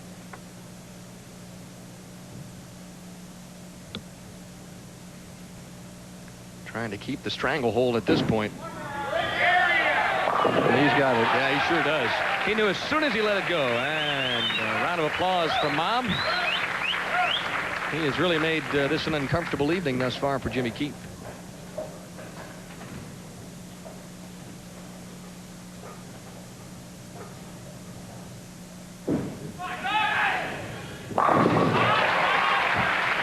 Well, Keith's playing tit-tat-toe right now, and the X's and O's are about even. The trouble is, in the game of bowling, the sport of bowling, you need to get a lot more X's than you do O's. I was going to say, he's going to end up with a cat's game. Trails by 49. That's way too many at this stage. Possible 194 for Jimmy Keith, who shot 232 the last game. Oh. He collapses the 2-4-8. The last three pins down. Well, let's face it, Mike Durbin, this youngster is going to win a couple of titles out here sooner or later, and when he does, you're going to have to watch out. Well, this one's not over yet. You never know. I mean, if Harry would happen to make a big mistake here in the ninth frame, right now he's going at a 213 pace. Keith still potential 194.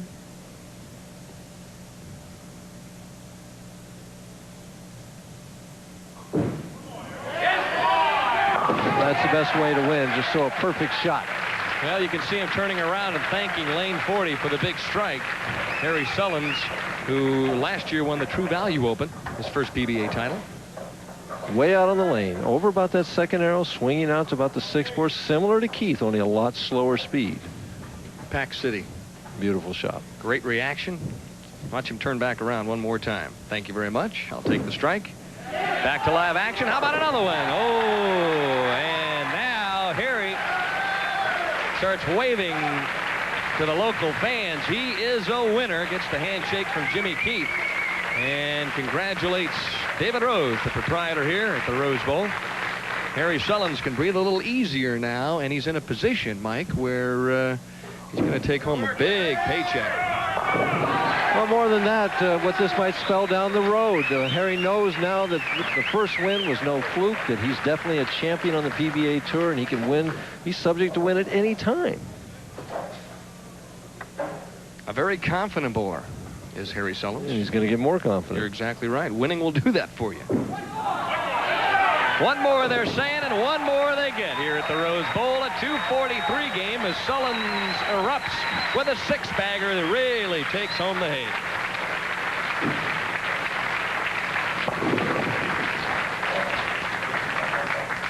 A kiss. And how sweet that victory must taste, Mike Durbin. You've been there several times. It's awful hard to win out here.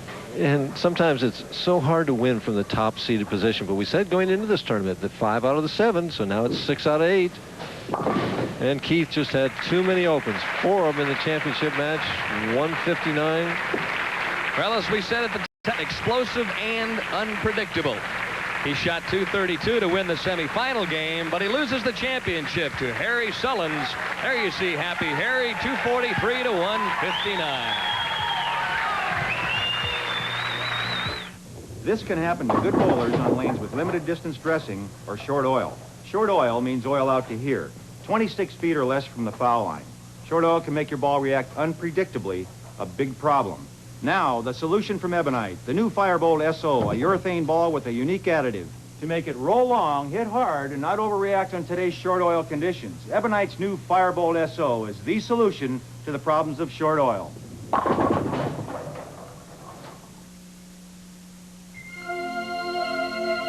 With every Budweiser enjoyed, the promise endures. The promise of genuine quality. Quality you can taste. Clean, crisp, Beechwood aged Budweiser. Always certain, always satisfying. Because we know you wouldn't have it any other way. That's why this Bud's for you. It's a special Sunday of sports on ESPN. The championship match of the Men's Canadian Open provides just some of the great shots you'll see, because following right behind is the fantastic finish of the Senior Gold Rush. Find out who strikes it rich live. Then, the big event, the debut of ESPN's NFL preseason showdown. The Chicago Bears meet the Miami Dolphins right after NFL kickoff. Sunday on ESPN. When it comes to do-it-yourself projects, rely on True Value Hardware Store's professional quality master mechanic tools and their customer guarantee. The 7 1/4-inch circular saw is just $39.99, and the 1/3 horsepower jigsaw is only $36.50. Get 3 standard socket sets, 45 pieces for just $29.99, and the master mechanic 5-gallon wet-dry vac for only $37.99, exclusively at participating True Value Hardware Stores and home centers.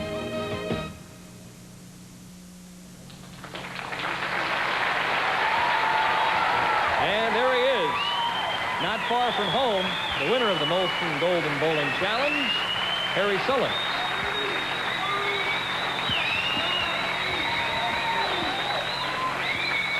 Has to be a very special moment for you, not far from home, to come up with such a tremendous performance and win your second PBA title.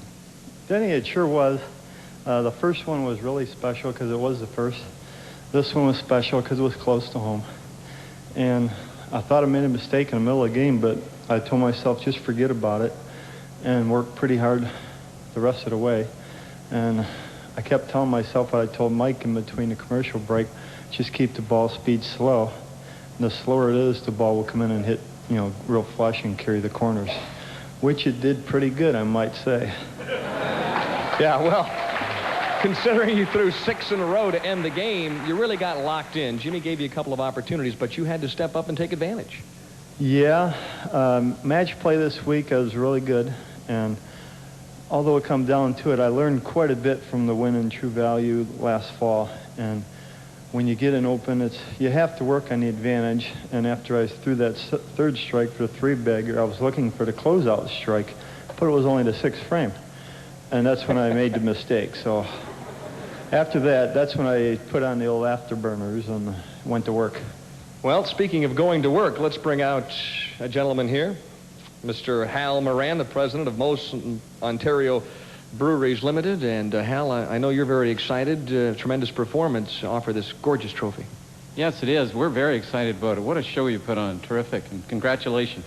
We're very proud.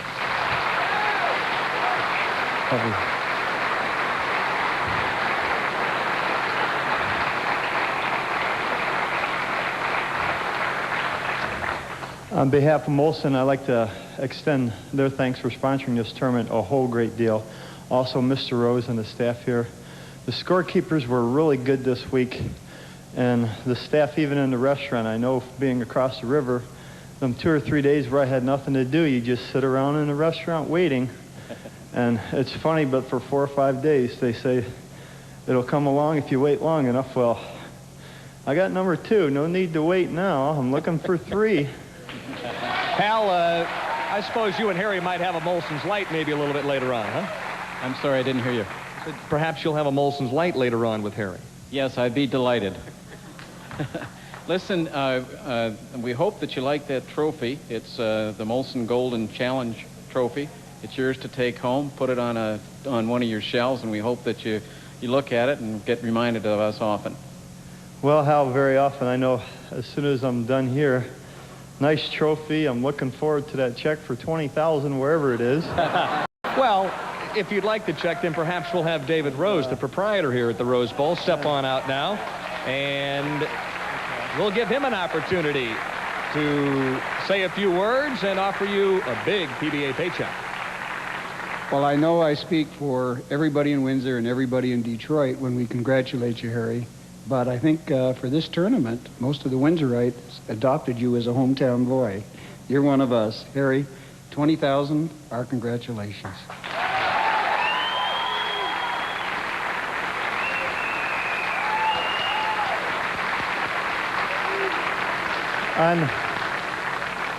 On behalf of Mr. Rose, I'd like again thank him and holding the tournament here. I know a lot of you out there are ready to head for that bar and have a Molson Golden.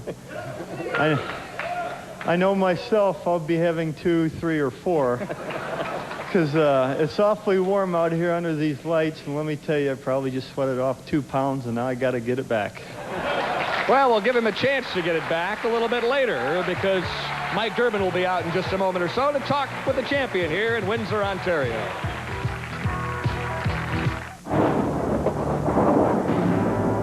Winners know what it takes to win. In this game, it takes more control, more power, more precision, more curve. One ball has it all. One ball dominates winning on the Pro Tour. The Black U-Dot from Columbia 300. The Black U-Dot, the ball of champions. Columbia 300, sold only in lanes or pro shops. A light bulb is more than a great idea. Its one-way True Value hardware stores help make your home more secure. Brighten your yard with this instant-on quartz floodlight, only $10.99. Then earn a $4 rebate with this TrueGuard Mercury Vapor Yard Light that covers up to 16,000 square feet. Add beauty and security with energy-saving GE Miser flood lamps and earn a $1 rebate. Then work overtime with the GE Bright Stick and earn a $2 mail-in rebate at participating True Value hardware stores. When that first warning itch of athlete's foot strikes, you want to stop that itch in seconds. Not even the leading remedy says it can do that, but Absorbine Junior can. Absorbine Junior also kills athlete's foot fungus on contact. So when that first warning itch of athlete's foot strikes, why wait 24 hours for relief when Absorbine Junior can stop that itch in seconds? Absorbine Junior can do that. It really can. Measly $2.99, you can look like a devil-may-care adventurer, America's top ace. Just look for K-Site Additives' sensational sunglasses sale, wherever K-Site automotive additives are sold. Buy any 2 K-Site additives for your car or other vehicle and get a pair of these fabulous sunglasses for only $2.99. Get K-Site Additives and sensational sunglasses at these and other participating stores. Well, it's not Mother's Day, but I think Rose is pretty happy at this point. Why don't we have her step out? Stand to my left there. Boy, pretty exciting when your son wins $20,000. Mike, any questions for our brand new champion? Well, I had one, Harry. When we were chatting in the break over there, you were telling me that your strategy at that time was that you wanted to finish on the right lane. So if you had to throw a double to win that tournament, you could step up on lane 40 and do it. And then suddenly you had the choice and you decided to finish on the left lane. What was going through your mind? Why did you do that? Well, it come down into the last practice shot. I had thrown 2 pretty good shots on 40, but one was weak. and I switched to the other lane, and the rack is slightly open where if I sent it wide, I knew the ball could finish harder. So after the last practice shot, that's when I checked with Harry Golden. I says, Goose, I got to switch it. There's no way I can, finish the way it was. Luckily, it turned out good, and I made my day's work pay off. And it's always nice to get that score on the board first and let your opponent have to chase you, isn't it? Yeah, that's true. It's I've been thinking about that. I know last year I was top seed 2 or 3 times in regionals, and I always picked to finish first to put that score up on the board. And hopefully each time I do that, I put up a higher score that they can't reach. Well, right now, you won last year in Indianapolis. That had to be your first goal, to win a PBA title, and then I know that you wanted to win again. Now that you've won twice and you've really established yourself as a force on the PBA Tour, have you kind of reevaluated some of your goals? Well, in a sense, this year I wasn't reevaluating because I wasn't having a great year until midsummer. I started picking up a check, but the last 3 weeks I made the finals, and that's when I started thinking about get back on a point list and back for the exemptions. But when you win, it makes the exemptions a little easier. And I know before I started tonight, I was chatting with Pete Weber. He was mentioning to me I shouldn't wear my red slacks. Well, I had to remind Pete I've won 2 or 3 times with him, so why change a good habit? So I kept them on. You like the color red over there, don't you, Rose? Oh, this is great. This is great. I just am so happy for him. Boy, it's amazing, though. You had such a great turnout all week long with not only family and friends from the Detroit area. It had to be tough for you to concentrate and not get too pumped up, Harry. Well, that's true. I know the adrenaline was flowing, I'd say, at least 90% most of the week. It's close to home, I know I was working that extra special to do well here, and I'm just glad I did the best you can do, but I have one word for the other bowlers, and when we get to Taylor's, I'll be trying the same at Taylor, so look out, boys. Well, very confident bowler, Mike Durbin. Well, he's referring to Taylor, Michigan, when we go over there to bowl the Tournament Players Championship. And Harry has already established himself. He'll be a force to be reckoned with there. How about, was Harry always gone when he was a child from the bowling, down to the bowling center bowling? Yeah, he loved bowling, and we're so happy that he chose this for what he wants to do, and he's happy at it, so we're happy for him. Well, I think everybody in Detroit and certainly in Windsor are very happy with Harry Sullins because he is the Molson Golden Bowling Challenge champion. And we'll say goodbye from Windsor, Ontario, Canada. Another outstanding event. And these Canadian folks love their bowling. So long, everybody.